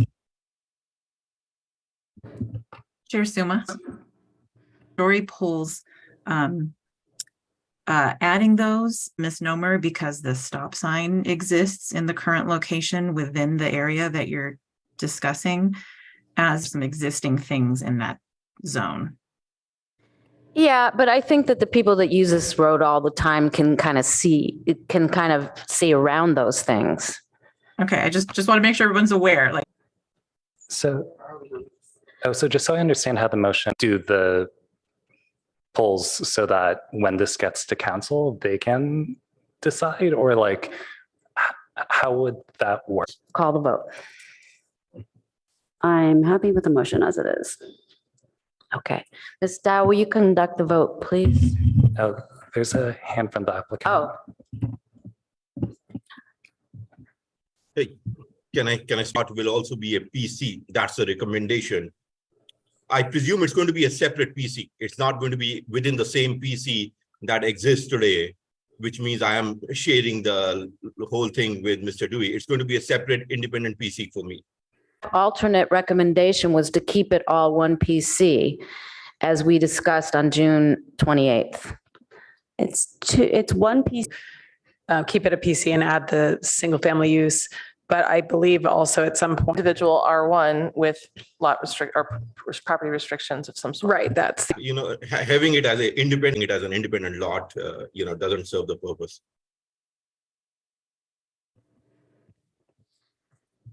Thank you. Commissioner Templeton, do you have your light on again? No. Okay. Thank you.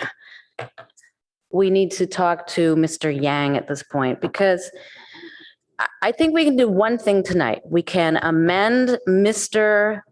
Dewey's and come back with a separate hearing. Is that possible still to do that? You could have an Ellsworth piece. If that gets us, I'm a little concerned about our schedule. Report, right, about detailing sort of the pros and cons and differences between a PC versus an R1 with restrictions and like the various intricacy distinguishes between one and I understand from Mr. So I just don't have enough information. I think having one PC versus two PCs, I do appreciate governed by one PC. Application process for that is sort of unnecessarily complicated. No, amend PC 2343 to remove blah, blah, blah. I accept that amendment.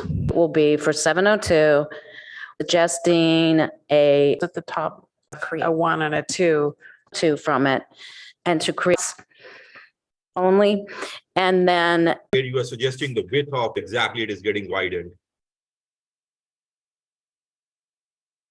Yes, one moment. There we go.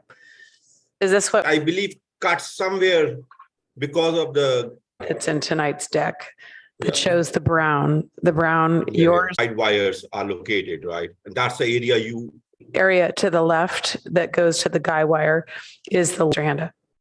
Yeah. because this view doesn't show it, but it could be if that's. I defer to my colleague. I'm sorry, I definitely want to hear from you, but Veronica. Back to you, Veronica. Sorry, and I know it's really hard. That's no dis. I was going to propose when we said we were going to vote, like to either. It's changed a lot since then. Like, do you want to restate it, withdraw it, change it? Like, I don't know where we are. I don't think they're done with it. Okay. And it's a very simple motion that PC 2343 has 702 removed from it and it has 4 additional parking spots. Propose the staff motion if we go forward with this, but I would love to change. 343 too. So, right. That was the advantage of keeping it as one PC. I thought that's what we were talking about. It just gets really complicated and very difficult for me to specify how many feet come off from each side.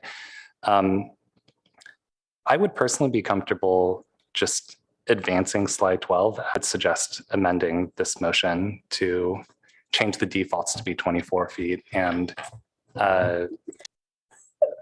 we had to change it to 26 feet in the distances that are currently proposed as 24 feet by increasing by 1 foot on each side. But that would help visualize it, and that would not make it complicated to visualize then. So, but no, we're not reaching the utility pole anymore, right? So we're solving my problem, which is up front. I don't think to widen. We widen by 1 foot on either side. 24 feet is a reasonable number, given that the current choke point is 20 feet. Right. And schedule also. So let's vote on a motion that amends PC enclosure. So G would stay with it. That first bullet. Middle field applies to both. That Veronica is going to have this updated. Yeah. Sorry. Okay. Okay. Curb.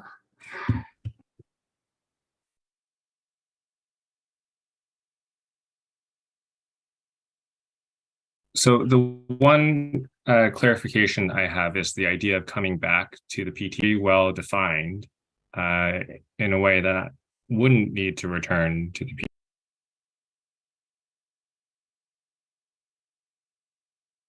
Minor deviation from what, but I think that the Ellsworth people are going to have to pursue some of the issues in a different way, whether it's with the city or in another manner. Commissioner Aiken, Yes. Commissioner Liu, No. motion carries 3-2. Thank you very much. Thank you to everyone who came here this evening. I think it needs to 26 feet. I think 24 feet is a compromise. That there are people who want more because that is a proposed compromise, I mean, field as well. And I think that, thank you. Commissioner Liu? I think and don't think and would be very comfortable advancing. Any break, but come back as quickly.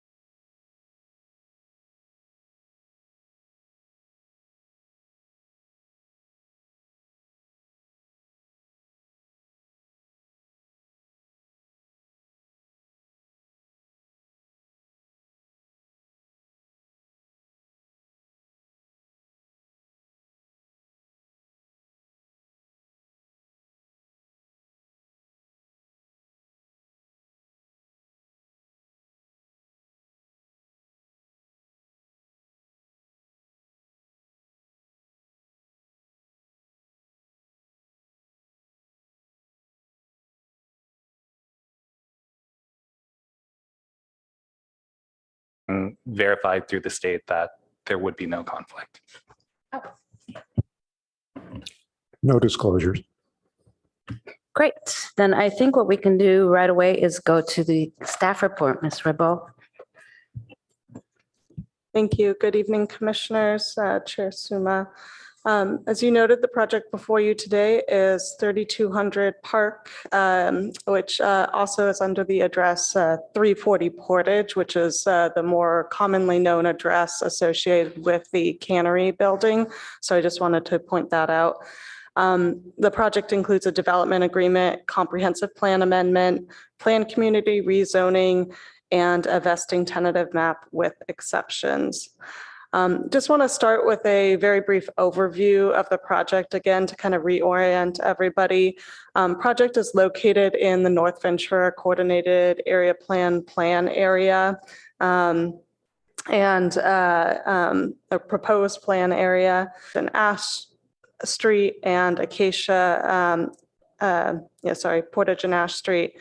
And it's a 14.65 acre parcel. The project, so back in June 2022, council held a closed session supporting the concept being presented by the council ad hoc committee, those to council. Council directed them to do a council study session discussing the key terms of the two. There were numerous study sessions and hearings since that date, as listed times, the Palo Alto Bicycle Advisory Committee.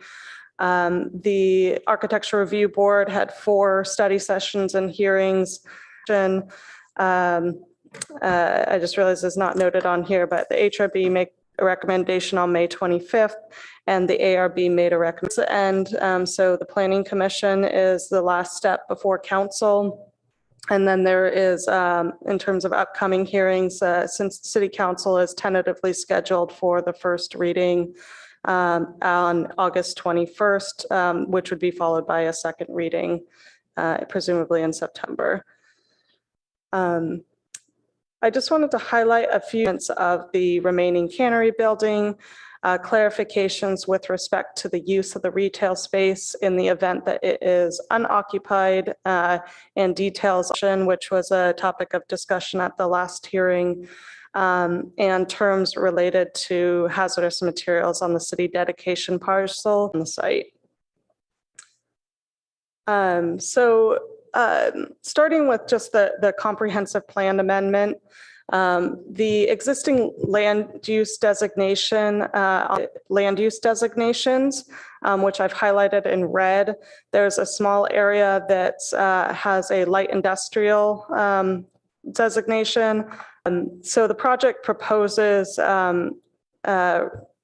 to redesignate all of these parcels. So the commercial uses across the site requires a comprehensive plan land use map amendment, because the commercial uses do not to revise the text of the comprehensive plan to read, to add the wording of generally range up to 0.4, but may exceed, it's proposed to remain to exceed that floor area ratio from the lot that would be created. And I just want to highlight the fact that language but may exceed this threshold in a planned community zone was added to make it more restrictive, so that anything that wanted to exceed that would have to be a PC zone and would have to come back through a process. The rezoning for the site, as I noted, the project includes merging and each of the resulting parcels. No physical improvements are proposed on 3 of the remaining parcels. The Audi building parcel does not currently have any proposed improvements as part of this project, but the CEQA analysis does also.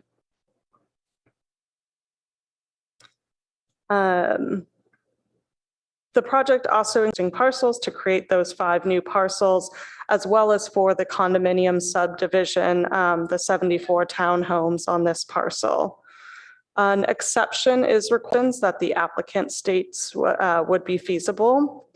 So the original proposal when we came to the Planning Commission last time was to provide 32 feet on the ground, 4 feet clear to above, in order to allow for a 6-foot wider paseo. So what was provided in the plans is kind of 3 options, and an option that was the provided 6 additional feet that they were looking for. Portage Avenue Townhome Project, and realizing there's a couple of new commissioners here tonight, that were not on the commission last time this application. And so the draft EIR evaluated that and then evaluated the proposed development agreement project as an alternative. The city did issue a revised final EIR, which was what was provided to you. We inadvertently left off the and I just want to make sure I highlight, the reason that we did one cannery building and as well as the office building at 3201 Ash Street are eligible for the California Register of Historic Resources under Criterion 1 events. And so because the EIR for the loss of that eligible resource. So that's the case for all of the build alternatives in the EIR. The findings versus to a less than significant level. Those included biological resources, hazardous materials, noise, and traffic and transportation. And just wanted to highlight, as noted in the staff report, adopted plan, specifically the city's bicycle pedestrian transportation plan and the county wash. And so the project provides a new bike path across, as well as public access across easement across that to provide that connection. Agreement in attachment B, the resolution amending the comprehensive plan and comprehensive plan land use map in attachment C to plan community zone districts, all of which are provided in, and the vesting tentative map with exceptions and the conditions of approval of the proposed project. Thank you so much. Is the applicant here to make a presentation? Yes. Good evening. Good evening. Just a moment. Let me get my camera on. Okay. CKALOSKY. We're very pleased to be back in front of you tonight with our project. With me tonight from the design team are Matt Davis, who will be presenting. In addition, we have Morgan Burke with the Gazzardo Partnership, our landscape architect, Nectarios Mathu with Kieran Ralph, whom are available if there are specific questions. But since in our presentations we have yet to complete it in time, I'm just going to try and jump right in. So let me share my screen.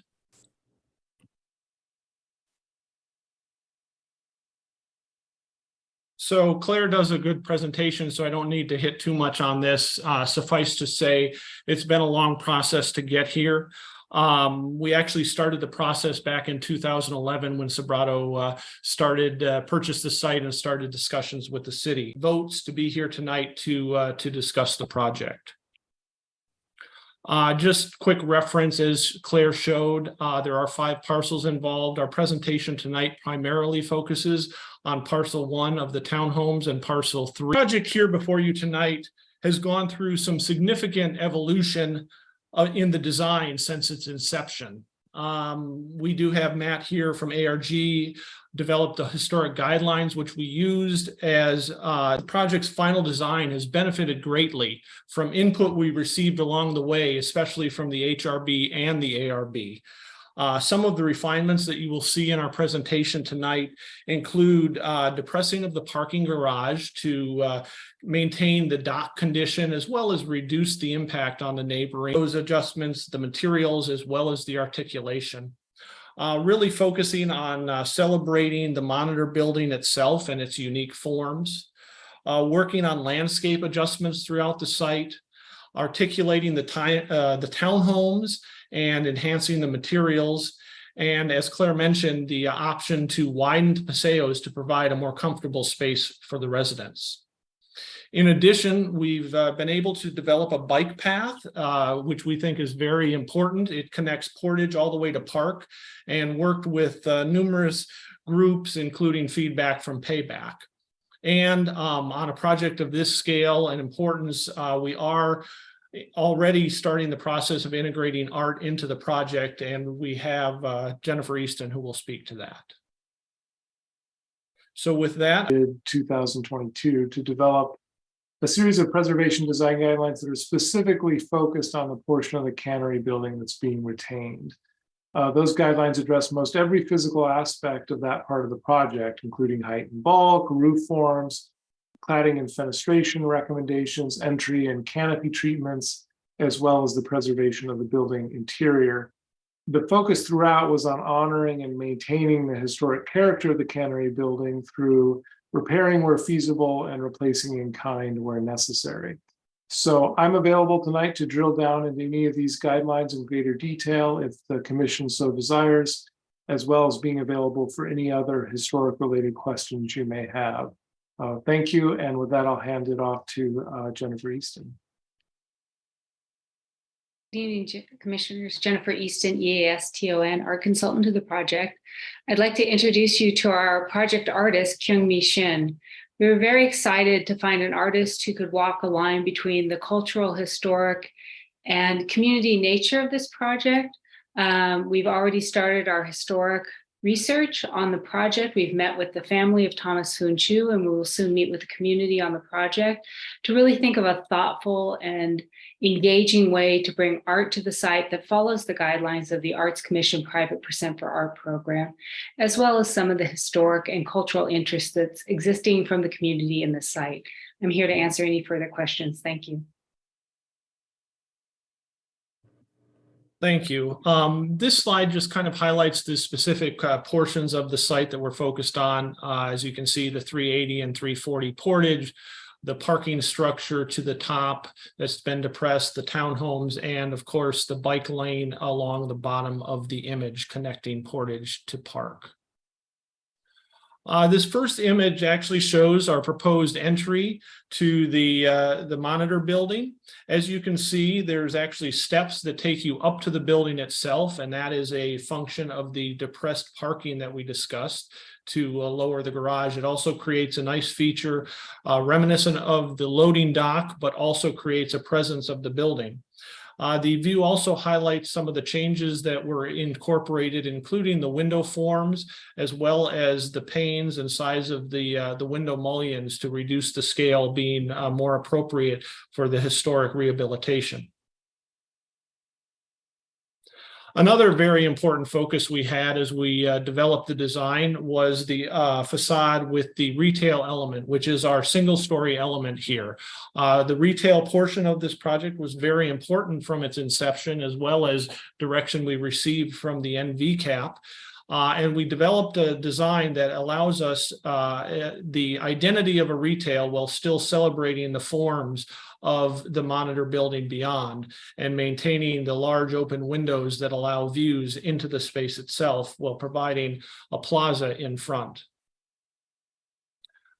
This is the plaza, and you can see in red the retail space highlighted.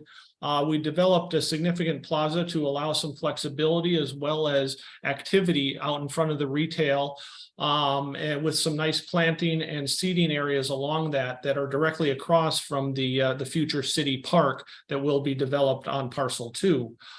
This is also the area where we have begun discussions with the artist that Jennifer mentioned as a location, whether it's in the plaza or along the right side wall where art will likely be incorporated. Just another view from this side, you can see the seating areas as well as the landscape and in front of the retail. This view again is from the opposite side, our main entry into the R&D office building of the monitor, but it also shows some of the articulation of the parking garage, bringing in some of the colors that are incorporated into the townhomes with some of the comments we had. Between our R&D office building and the parking garage. And this view itself is further into that, but what this begins to highlight is you can see the parking garage in the background. One of the changes we made in depressing the garage, not only did it create this space, but it made the profile of the garage much lower. It's aligned with our roof, and it also responds to neighbors adjacent, creating a much stronger daylight plane and reducing the impact of the garage on the neighbors. One of the other elements we took into account as we developed this is the importance of the space beyond and the monitor roof forms and structure that are unique to the project. In the evolution, we added these skylights and that create nice views from the retail space, and in fact doubled the amount of area of skylights, while still being able to provide a viable retail space that will function for a future tenant to occupy the space. And with that, I'll turn it over to David to speak to you about the townhomes. Thanks, Evan. David Burton, B-U-R-T-O-N, Associate Principal with KTGY Group, the architects for the townhouse project, part of the portion of the project. On this slide, just wanted to highlight very quickly the townhouses on the left-hand portion of the site to emphasize that the building layout and design are intended to create maximum engagement with the street, Park Boulevard, and create an active and attractive streetscape, and then also create a good interface and interaction between the townhouses and the cannery building. All of the buildings have at least one, if not two or three elevations that face out onto streets. And all the 6 buildings at the center of the site then face onto a landscape paseo that connects between Streets A and Streets B. The buildings are designed with front doors facing onto all of the streets, and elevations are articulated to read as fronts with an equal level of articulation and details on all sides of the buildings. The building designs give expression to individual units through projecting bays that give a rhythm to the street frontages. And I'll get into that a little bit more in a minute. The primary exterior materials are stucco, a wood look stained siding, tongue and groove, fiber cement siding, and standing seam metal. Each of the architectural styles that we've chosen for the building use different canopy elements to highlight front doors, and the doors of individual units are painted in a variety of bold colors to add a bit of lightheartedness to the elevations. And on Park Boulevard, each of the residences has a stoop that adds interest to the streetscape and introduces a space for casual meetings and conversations. Next slide. Here you can see some of those elements highlighted. Our initial designs for the townhomes that you would have seen back when we were before you for a study session had one building style with multiple color schemes, and that was similar to what you see as style B on the middle of the right portion of the page. The Architectural Review Board asked that we introduce more stylistic variation, and in response we've developed the style A and the style C and made some modifications to style B so that we have distinct building styles on the site. There's a commonality in the schemes and the rhythm of the bays that are expressing those individual units, but the bays all have different and distinct differences that give them unique expression. Those differences include different parapet or roof line from the more symmetrical bays in the original scheme. And each building has a unique way of meeting the ground to give each building a different look and feel at that pedestrian level as you're walking along the street. Each building has unique expressions to the front doors and the entry canopies, again, to give a different expression to the buildings and create pedestrian interest. And then different materials are employed on each style to make the 3 styles more distinct. So, but while we're trying to make them distinct, we also want them to kind of live together on the site very, very comfortably. And with that in mind, we've purposely taken select materials and colors and carried them through each of the styles to create a bit of harmony within the overall site. That includes some of the colors, some use of metal elements on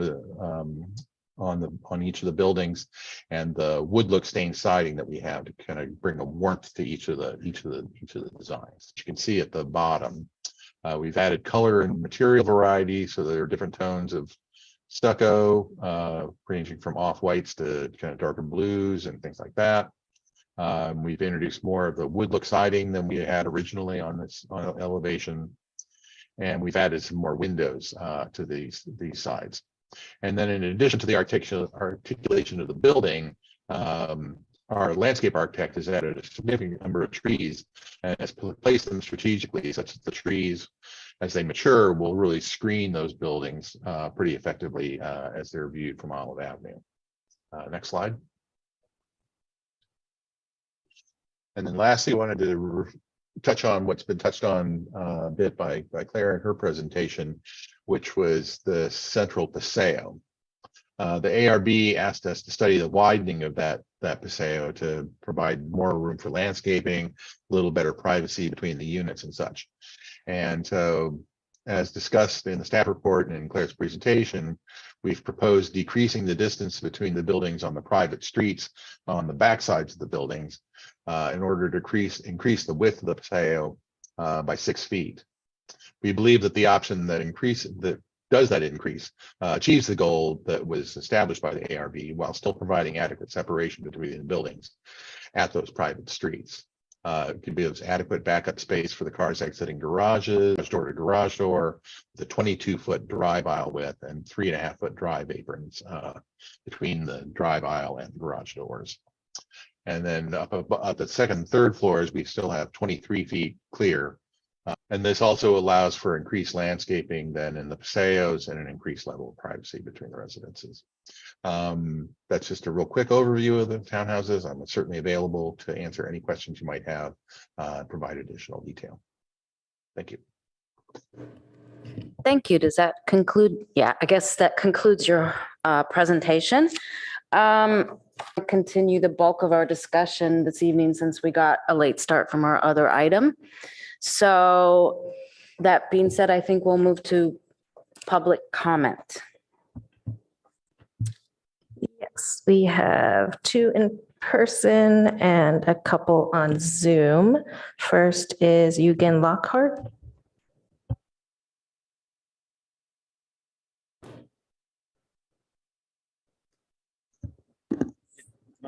Lockhart, Yugen Lockhart. I'm an Olive Avenue resident. We have 6 houses on Olive Avenue, mostly starting towards the El Camino end of the parking garage that you've seen in this presentation. My father he purchased the house I'm in about 50 years ago. I'm just about 45 years old and I was born in the house. So needless to say, I know the neighborhood.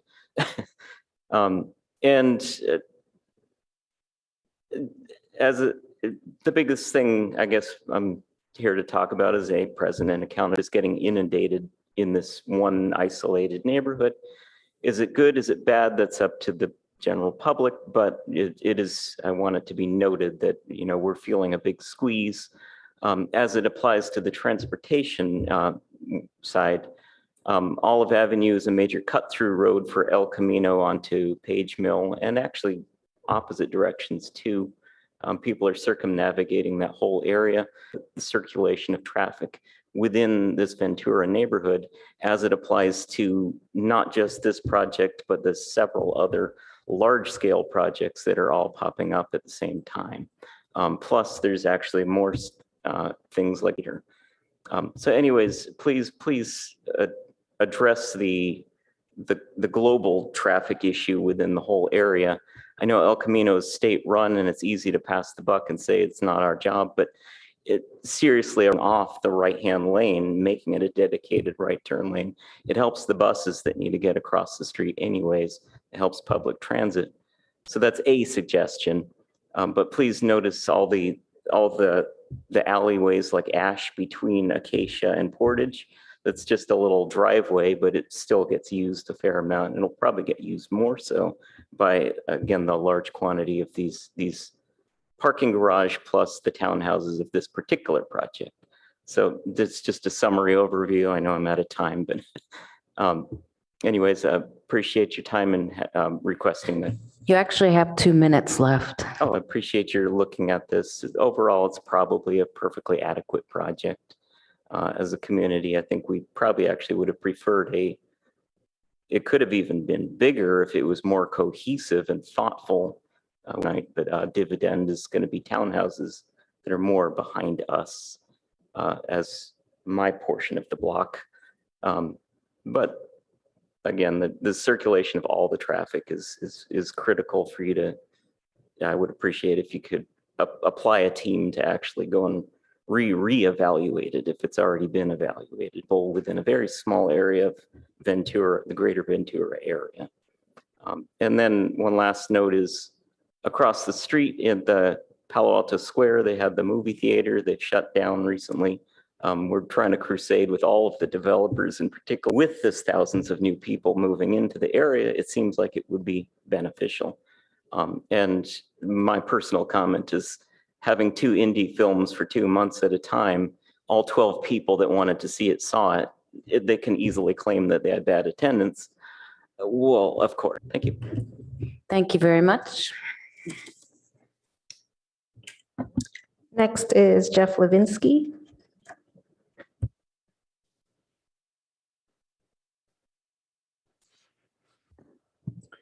Good evening, commissioners. As the night wears on, you might wonder why you are here these long hours and asked. I think it's for those critical times when new thinking, bold ideas, long-term visions, and a passion for the community can lead to something better than what was put before you. That's the case tonight. The Cannery Building is not just an unusual roof line. It's not just and those yet to come. It shows how greatness can arise under extreme adversity. It shows how far one individual can go. Its immensity is part of its story. You can't demolish a huge portion of it and then claim you've preserved it. A plaque or a street name is no substitute. Neither is telling people to stand in a certain spot to see a few preserved beams. The entire building, its magnitude, its grand scale, is part of what makes it important. We need to shift this project back to the right and true. As the historic review found, the Cannery Building is of great significance. Saving it should be a top priority. There are many ways to preserve it and still provide considerable economic and public benefits. There is a perception that our city has no choice, perhaps due to the threat of lawsuit from the property owner or new state laws. I asked about this, and the answers on pages 66 and 67 of the revised final EIR indicate that the city does have choices. The proposed mix of uses do not comply with our zoning laws and would also require lot line changes, which are discretionary. If a proposed use is not legal or requires a discretionary change, the city does not have to agree to it at all. Given that, our city is not obliged in any way to approve the current project. There are enormous opportunities for you to suggest creative ways to preserve the entire cannery and improve the overall site. I outlined just one approach on page 64 of the FEIR. Instead of building a new garage north of the cannery, park those cars inside the 40% of the cannery that was to be demolished. Where the new garage was to be built, put more condominiums so that you can replace the ones that would have been over the demolished part of the cannery. So you end up with about the same number of condominiums, same amount of parking, but the cannery building remains 100% intact. The FEIR dismissed this in one sentence, saying, quote, modifying the cannery building to convert it to a parking use could not be done without modifying the character defining features of the building. End of quote. Really? Only part of the building would be for parking. The only external change needed is to turn the current ramped entrance area on Park, which isn't original anyway, into a garage opening. No other doors or windows would need to change. Nothing, neither would the roof line. So it would very much preserve the entire building, avoid the considerable environmental negatives and cost of constructing a giant new garage, move some homes away from the train noise, and still allow for the same amount of housing. And that's just one possibility. What if the commercial parking were instead undergrounded, which is frankly what our comprehensive plan advocates even. You could then use the entire cannery building for R&D and other purposes and still have room for the condominiums, again, because the garage wouldn't need to be built. Let me ask you to offer your own ideas. Consider how other cities have preserved buildings like this. We have an incredible, one-of-a-kind, amazing piece of history right in the midst of our town. You have an opportunity to tell the city council and the public that we should preserve it. Thank you.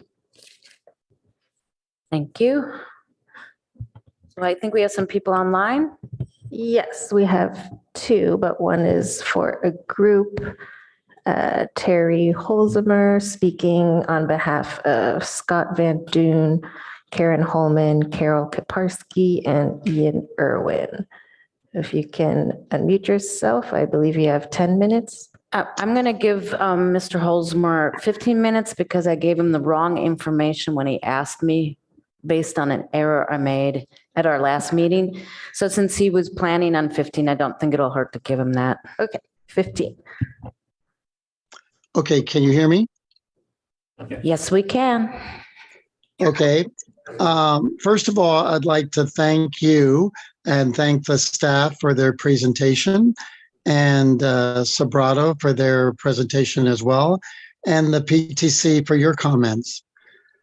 I am reading these comments tonight, which were prepared by our former mayor, Karen Holman, who cannot be here this evening, but whose comments reflect the five of us who have decided to speak or represent and talk at the cannery building, is a nearly 40% demolition of a California eligible historic resource that really truly eliminates its historic standing if the demolition proceeds.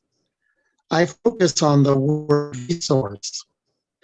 I ask that you all consider what we and ought to do with any of our resources.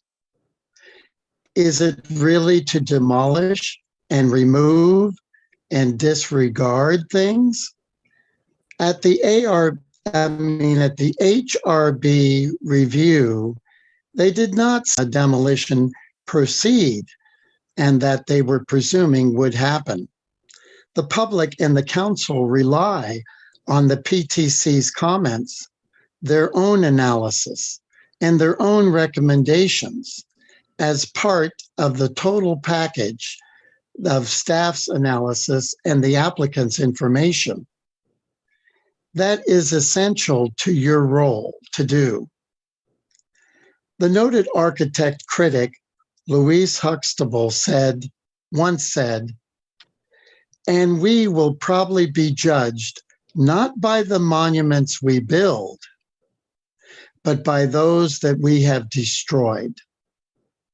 I suggest to you that this building and site is a monument to the accomplishments of Thomas Foon Chu, a Chinese-American entrepreneur who was honored by over 25,000 people, including elected officials, when he passed away during the 1930s. His lifetime, which wasn't long, was in the early 20th century, when a lot of Chinese Americans were discriminated against. That's what makes his accomplishments even more remarkable. It is said that the California Registry for Historic Structures has serious criteria that the structure must be the first, last, only, or most significant of its type in the state or within a large geographic region. The second criteria is associated with an individual or group having profound influence on the history of California. And finally, the third criteria, a prototype of or outstanding example of a period-styled architectural movement or of a best surviving work in the region of a pioneer. The FEIR,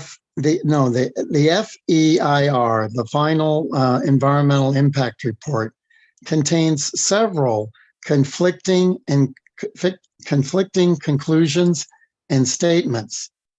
I'll give you just a couple examples. Under response 3.8, which is the adaptive reuse of the cannery building, it states that not every possible alternative, surely you will agree, it is not offered in this report. While the development agreement proposes 75 housing units, the alternatives, supposedly, the city is looking at, puts 281 units in the cannery building.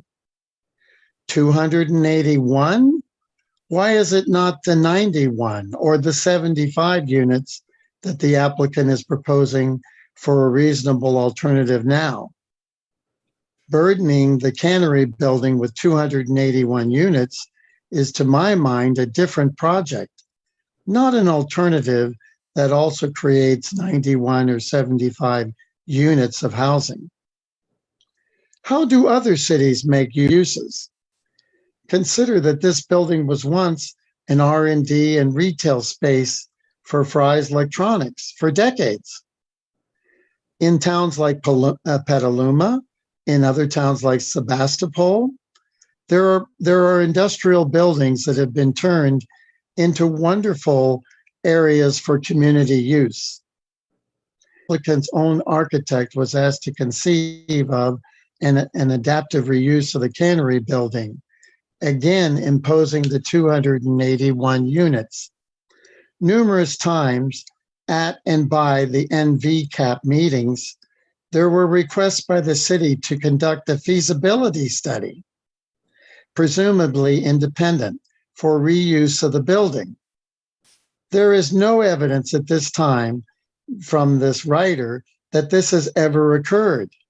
Please ask the City Council to conduct a true feasibility study for the benefit of everyone, find the adequacy of the FEIR in order to advance the project. To support the goods could say, absent of the following: absent of any reasonable, feasible study of the cannery, which was requested many times by the NVCAP group, which included myself. Absent of the FEIR responses that address questions that have been raised to the council. Now knowing there's an absence of any known financial analysis for long and short-term benefits to both the city and Sobrato, absent of any identifiable future for the site given PC zoning, absent of a competent uses along El Camino. This site is near a Caltrain station and does not have primary vehicular access. And finally, absent of any plan for developing a park or affordable housing. I would like to mention in the FEIR, the building itself, I'm talking about 340 Portage, is a very rare surviving example of not only Palo Alto's past, but of Santa Clara County and the state of California's architectural past. If you look at this staff response does not address CEQA's cumulative regional impact, considering the cannery's rarity as a remaining structure that represents the Valley of Hearts period that was a really major business in our Valley of Hearts was here. I'd like to mention also that in section 4.2 of the FEIR, there is the proposal, and I'll quote it. It says, the proposed demolition would result in the substantial removal and significant and unavoidable impact. Analysis of whether the other elements of the permits to the standards would be rendered inapplicable due to the material impairment of the historical resource. In very simple terms, that means that because the building, the remaining monitor roof building would disappear. It would not be historic any longer. All right. Why does this matter? Well, the council at its August 1st, 2022 meeting included a statement that the remaining building would be treated according to the Secretary of Interior standards and asked that the remaining part of the building, the monitor roof building, is central to whether there is any rationale at all for adding it to the inventory. While perhaps not an EIR matter, information like this should nevertheless be provided to understand the potential impacts. I looked at authorities. What this means is that it simply will be nothing of original material left, but rather remains, while is desirable, is not, repeat, not a mitigation, because there is no mitigation for the loss of an historical resource. Not, and CEQA confirms there is no mitigation for loss of a cultural resource, because historical structures cannot be replaced once gone. I will conclude by saying the following. We take a lot to see people or peoples who have long been someplace for the sake of adding more are important histories as a community and beyond. You will assert your opinion about the proposal consistent with your charge on the PTC. The development agreement is taking seriously the concerns and care of our community has about the current that goal of the development agreement while also respecting history by giving a plan. Thank you. Thank you, Mr. Holzmer. Do we have some more speakers? Yes. Thank you. Good evening, Chair Suma and commissioners. For my comments tonight, I will read part of a letter that 2020. Gloria is an educator, economist, a civic leader, and a recipient of old industrial structures that are now unneeded and torn down. In fact, these buildings have played a major significant role in not only Palo Alto. Santa Clara Valley, known as Silicon Valley today, was once called the nation's Valley of the Heart's Delight. Long before was once the best and most fertile area for growing fruits and vegetables in California in the world, and built a fruit cannery operation in the early 1900s, established by my grandfather, Gloria's grandfather, Thomas Finner, continued to be a major supplier of canned foods to the U.S. military during World War II. Millions of cans of Gloria, and of course Becky here, encourage you to recognize the significance of these buildings in our own back and Palo Alto generations can benefit from. I support the efforts to retain a total class act, by the way. I'd like, and then get them to market. He was brilliant to be able to parlay his genius into building a fortune.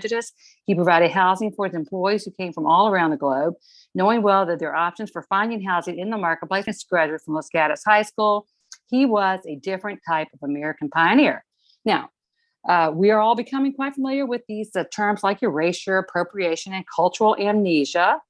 You are representing the applicant, working hard for them to be part of a big thing and apply their brilliance to preserving this historical resource while meeting the goals of the proper real data or evidence that something can't be done with that building other than knock down a third of it.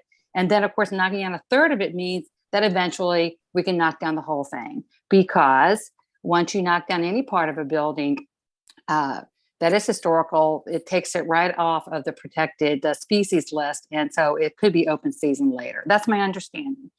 So with all these in mind, there's just no way that we cannot find a solution to make the applicant meet their goals, their financial goals, and to have this amazing Chinese American historical cultural resource be a flagship part of the North Ventura Coordinated Area Plan. I mean, we get people coming there. There could be all kinds of activities that the art group could work on. It boggles my mind that there isn't more excitement around this. So maybe it's because so many people actually just still don't know about it. So please help us take steps to protect and exploit in a good way this rich cultural and historic landmark. Thank you, PTC commissioners, for your service. Thank you very much. And if we have no other speakers, I'll go to the applicant to see if they want to make any rebuttal comments.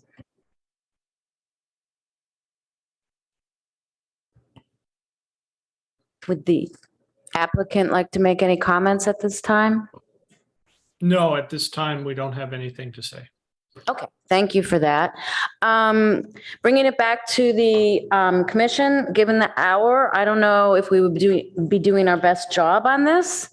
For the applicant, would you like to continue this? And if so, we can get a motion in a second and vote on it. Or would you like to start asking some clarifying questions, or?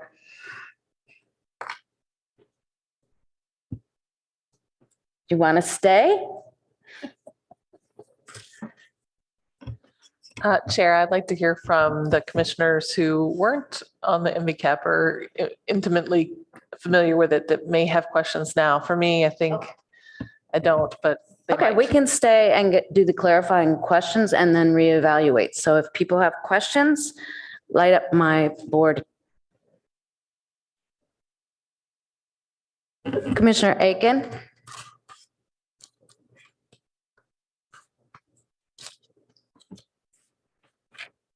Let's see, where to begin?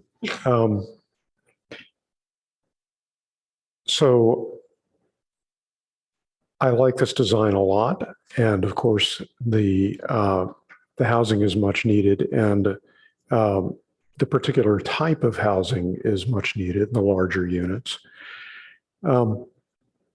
Nevertheless, there is a question of whether we're really getting enough return for the loss of the building and the loss of the area. We could, for example, have significantly higher, at least some part of the home development be significantly higher density. And the ARB has suggested that we could, the ARB, so we could consider whether we would like to formally support that. I'd like to have some discussion about that later. And there's also the question of whether we're committing for a significant period of time. So the first question I have of staff is about the terms of the development agreement. There's a 10-year term limit in which we're not allowed to modify zoning or approved uses of that term. Do we know who originally requested that and why? Albert, do you want to answer that question? Sorry, which term was it again? This was, well, there are several questions related to the term of the development agreement. The first is just what's the origin of the 10-year term?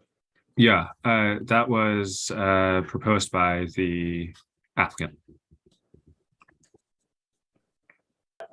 The construction of the townhomes is on a schedule as dictated by market, although it is also affected for me was, does it make sense for the expiration date for townhome construction to fall outside the current RENA cycle?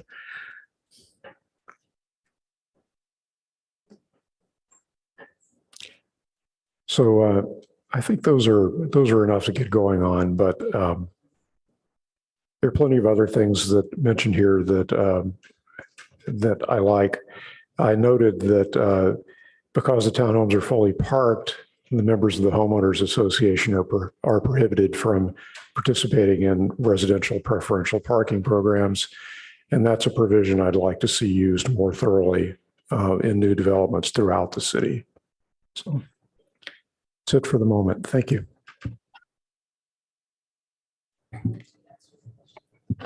Did you want any more of an answer to your questions?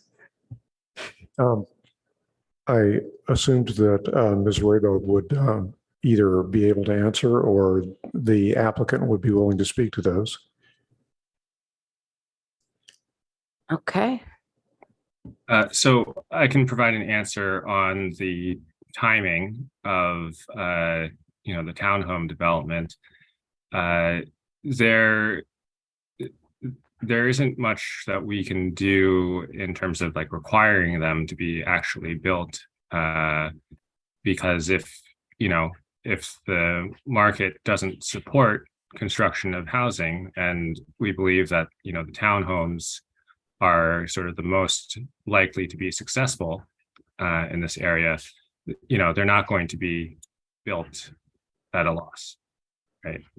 But we do expect them to be built, and we have done what we think is the next best thing to, requiring them to be built, is having an incentive in the development agreement. If they are not built within the DA term, then the $5 million payment, which was otherwise tied to those townhomes being built, is still due to the city. So that is a public benefit payment that is we would think of as sort of being used to offset some of the impacts of that townhome development, that market rate development. It would be used to offset the BMR impacts, but we would still be receiving that payment even though those impacts weren't experienced by the city.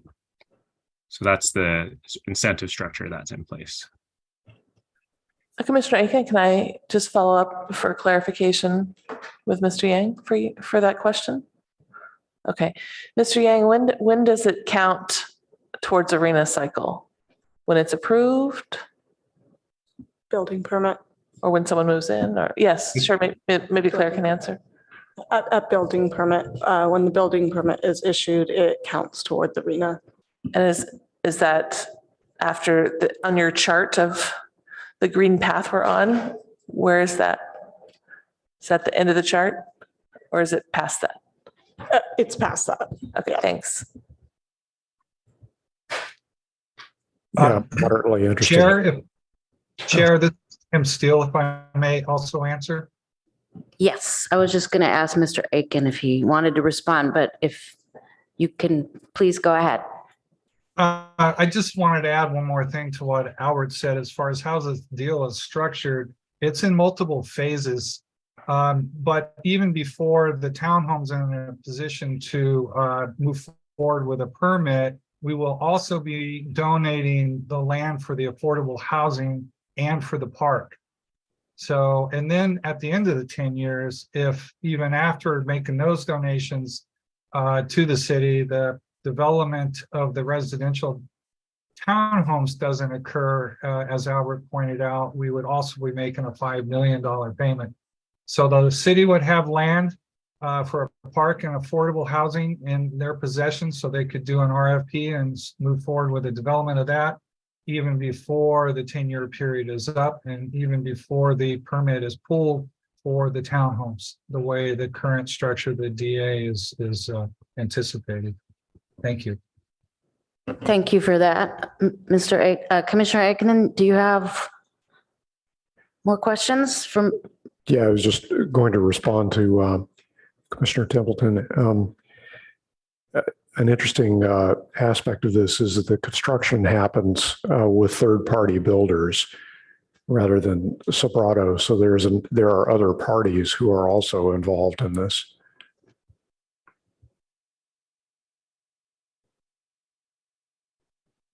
Okay. Mr. Liu, Commissioner Liu. One quick comment and then hopefully some quick questions. As a comment, I wonder if we could change the penalties or incentive structure if the cannery is demolished, but the townhomes are not built. That would be a uniquely bad special case, but is plausible. I think Google recently demolished some buildings in San Jose, planning to redevelop them, but then temporarily paused those redevelopments. So as a comment, there's maybe something more aggressive or clear we could write there.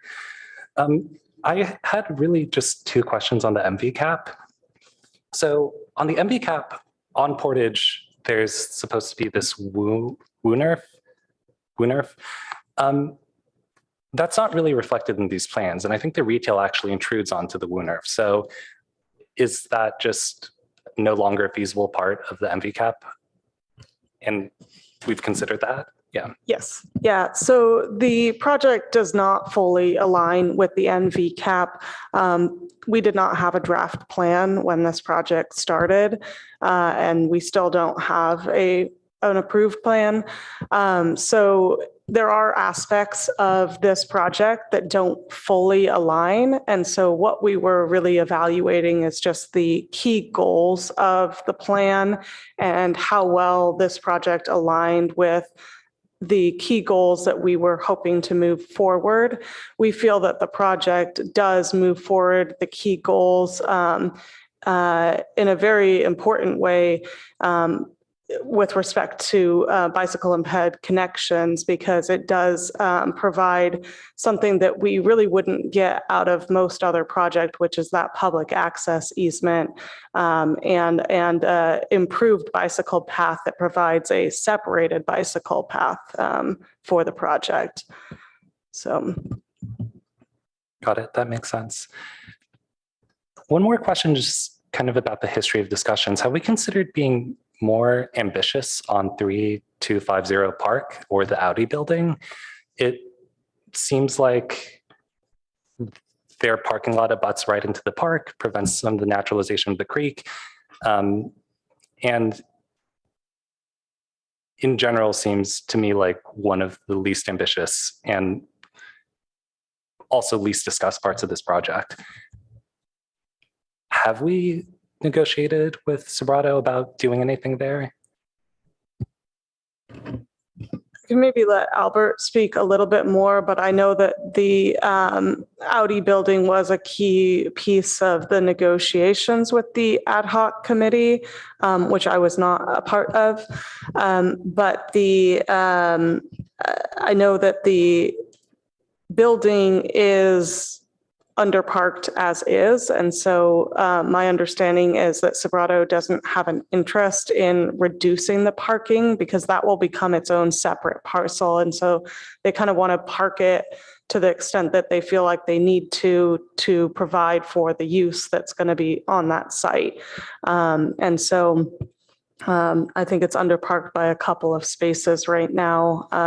And they've expressed that they're not interested in, yeah. Yeah, so to add to that, there was some discussion around whether there was a way to reconfigure the parking there, but it was the discussion was sort of limited to that. I think I understand your question to be, did we discuss redevelopment of that site for some more intense improvement? And the answer is no, that wasn't discussed in part because the applicant didn't express an interest in that. I think they feel the building is in good shape and has, a lot of usable life. And the city also didn't express an interest in sort of intensifying that area. Okay, that's helpful. I can think more about this offline, and I hope or imagine there's some way to upzone it and maybe upzone it significantly for housing or mixed use, where we could justify underground parking and also some green space instead of just abutting straight into the creek and into the park. So yeah. Any other questions at this time? Go ahead, Commissioner Chang. So I know that we've talked about the CS. Oh gosh, it's late.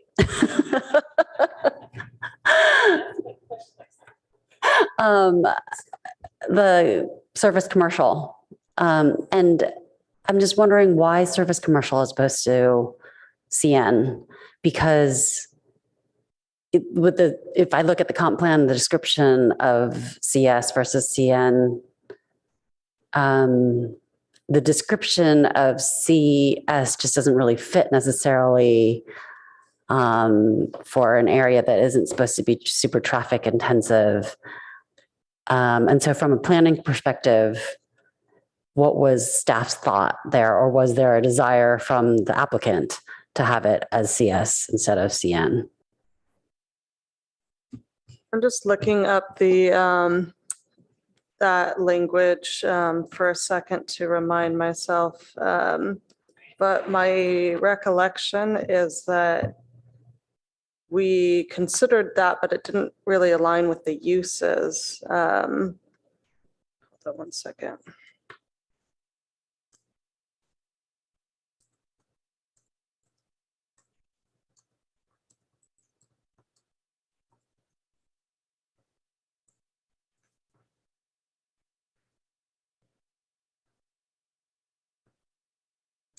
So just for the benefit of everyone, neighborhood commercial includes shopping centers with off-street parking or a cluster of street front stores that serve the immediate neighborhood.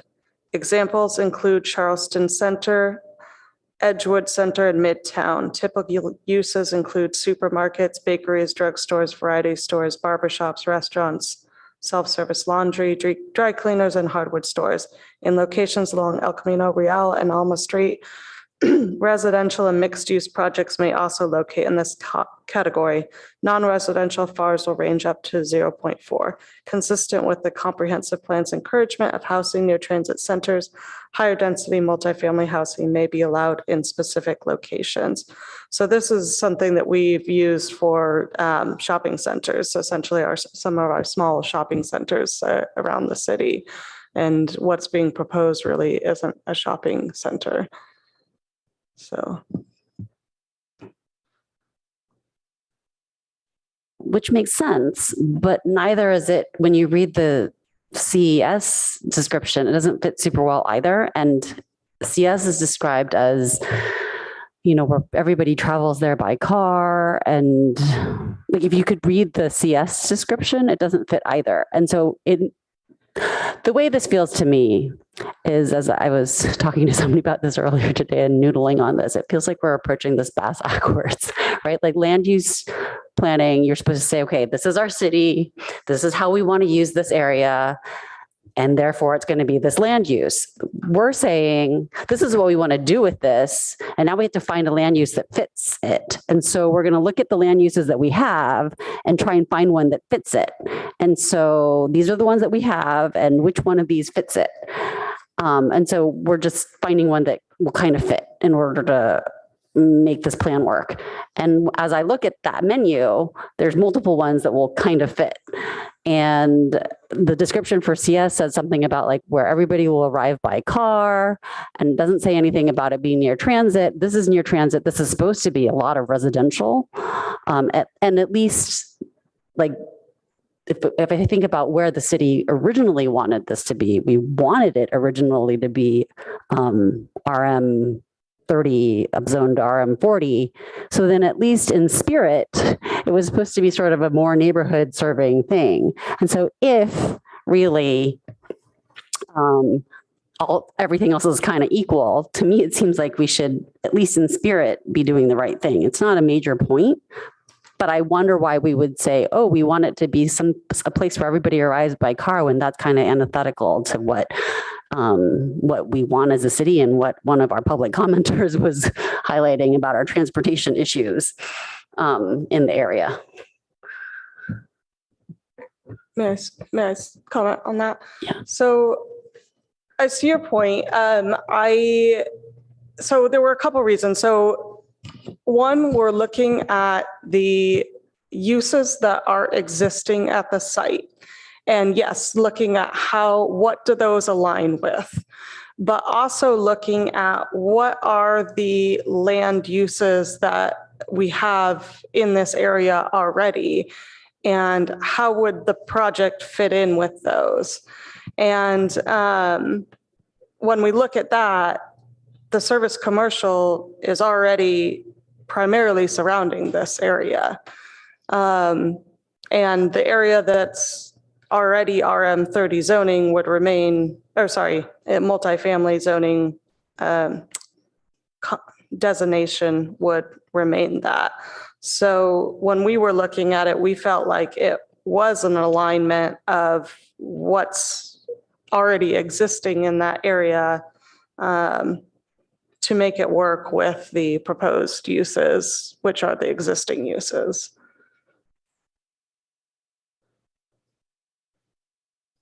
Okay, I disagree, but all right. I mean, I can see, I just wanted to understand. So thank you.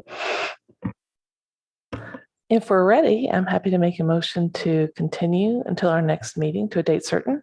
Okay, before you do that, I'd like to thank everyone who spoke and thank the applicant team, all of them for coming in tonight. And I think next time you see us, we'll be fresh. So go ahead. 100% agree. Yes. Okay. In that case, I'd like to move that we continue this meeting or this item until a date certain, which is our next PTC meeting. That's the 26th. Correct. Second. Any comments, or maybe we conduct the vote? Sad I won't be there next meeting, but I agree. Okay, if we could conduct the vote, please. Chair Suma, Yes. Vice Chair Chang, Yes. Commissioner Aiken, Yes. Commissioner Liu, Yes. Commissioner Templeton. Yes. Motion carries 5-0.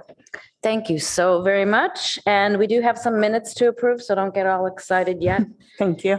It's approval of Planning and Transportation Commission draft verbatim and summary minutes of June 14th. So I need a motion and a seconder, please.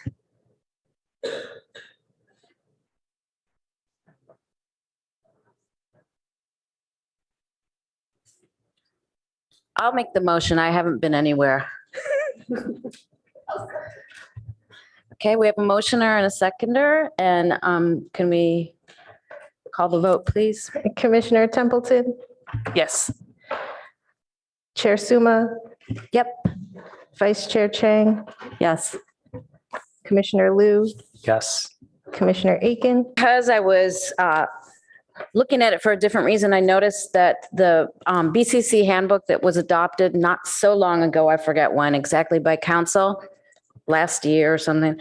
Actually, on page 19, stipulates for all boards and commissions and committees that our staff reports are available a week, 7 days ahead of time. So I don't know if we need to agendize that to look at it and talk about that, but we've been out of compliance since it was passed with that. And we never, it was typically, since I've been on here, that we would get those by Thursday. But I'm wondering if we should be thinking about that. And if so, if it has to be agendized for a discussion sometime when we have time and not something like fries. Just a thought. So the BCC handbook is conflicting with their bylaws for the Planning and Transportation Commission. Yeah, and I think and I see that our attorney is here, so maybe he wants to say something. Yes, it does stipulate for all BCCs, staff reports come out 7 days ahead of each meeting. Yeah. I was just going to say, I don't think it needs to be specifically agendized. It can be a part of this, last item, which is commissioner comments, et cetera. Okay. Thank you for that. I don't know that we wanted, Commissioner Templeton? Well, I want to go after this closes, whatever you want to say. Okay. I don't know that we want to discuss it right now, but it's something to think about, trying to be compliant with. Commissioner Templeton? Yeah, I agree, Chair, and we should talk about it maybe at a different day. Also, just wanted to check, if we wanted to discuss norms about when we do attend and when we choose not to attend, is that something that we need to agendize as well, Mr. Yang? For example, let's say for a health reason, person doesn't know whether they should come to the commission. And we wanted to discuss that with our peers here about what our norms should be. Is that an agendized item, or is that something we can discuss here at this time?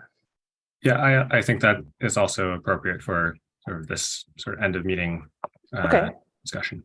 Great, thank you. While we're here, I think it'll be a quick discussion, but do we want to update our norms? For example, in I work for a government agency and we test for COVID twice a week. And if we have it, we don't come in, or we do wear a mask things like that. Those kinds of issues are happening pretty frequently in our office. And I watch the sewer monitors, and we have, times when COVID surges here in Palo Alto. We might want to be prepared in advance for a norm and how we might expect to be courteous to our other commissioners. Do you guys have any thoughts on that? Go ahead. Well, frankly, I mean, I think it's most courteous if we are not feeling well to not come. That's how I personally feel. Like, I think we have permission, I believe, in terms of our rules, for us to be, if we are sick, we are allowed to attend remotely, right? What if we're feeling well but contagious? Well, then I think we should test if that's what it's, but I mean, if we know that we're not well, even if we're feeling well, but if we know that we're not well, I think we shouldn't come. We have permission according to our, those rules, whatever the ones that we went over about attendance, that if it's for health reasons, we cannot attend and it doesn't count against our absences, correct? We can attend remotely. I think that would be called just cause. You have an emergency, which is you're sick. Correct. So then that would be a reasonable norm and we wouldn't be penalized. It wouldn't count against, we could still participate via Zoom. We're all really good at that now. So that at least, if we know that at least handles the case, I think that would be a good, I'd want to hear what my fellow commissioners think, and that would handle the situation where we know we're not well. There is the other situation, which I think also merits discussion.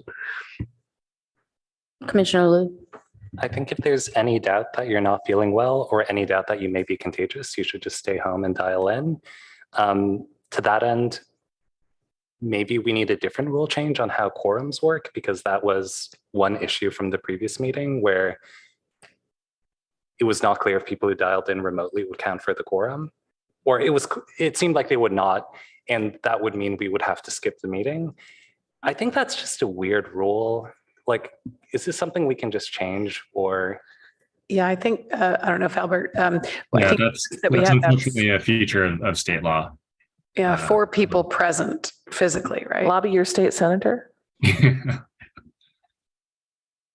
I mean, I think we're talking about COVID because COVID has kind of a unique, because we all went through it, and it has a unique ability to, you can be infectious and spread the disease when you don't have any symptoms. So I don't know. I feel like maybe we should have this discussion when all 7 of us are here, but it is kind of an awkward situation. I will agree. I think there's an issue around disclosure as well. Like, we're not required to disclose in any way, like the state law, the city norms, and we should just think about that as well. If it's not agendized, I think you can tell someone. So, maybe we can at least notify each other if we're ill. I mean, that'd be a start, then people can protect themselves. I mean, if I'm really sick, I'm going to be staying home. But if I think I have COVID and I test positive, I wouldn't come to a public meeting or any other group thing. How do we turn it into a norm? Like, that's the question. Like, how do we do it where we all agree to what our minimal? Well, I don't think, since the state law, emergency law ended, I don't think we can require it. I think we can amongst ourselves agree to it. Norms are not laws. Yeah. Just how we agree with each other. Well, it's something to think about. We don't have to decide today. Like the chair said, we can revisit this when we have everybody here, but you're invited to disclose if you wish to disclose. Well, thank you for bringing that up, though. Anything else? Okay, meeting adjourned.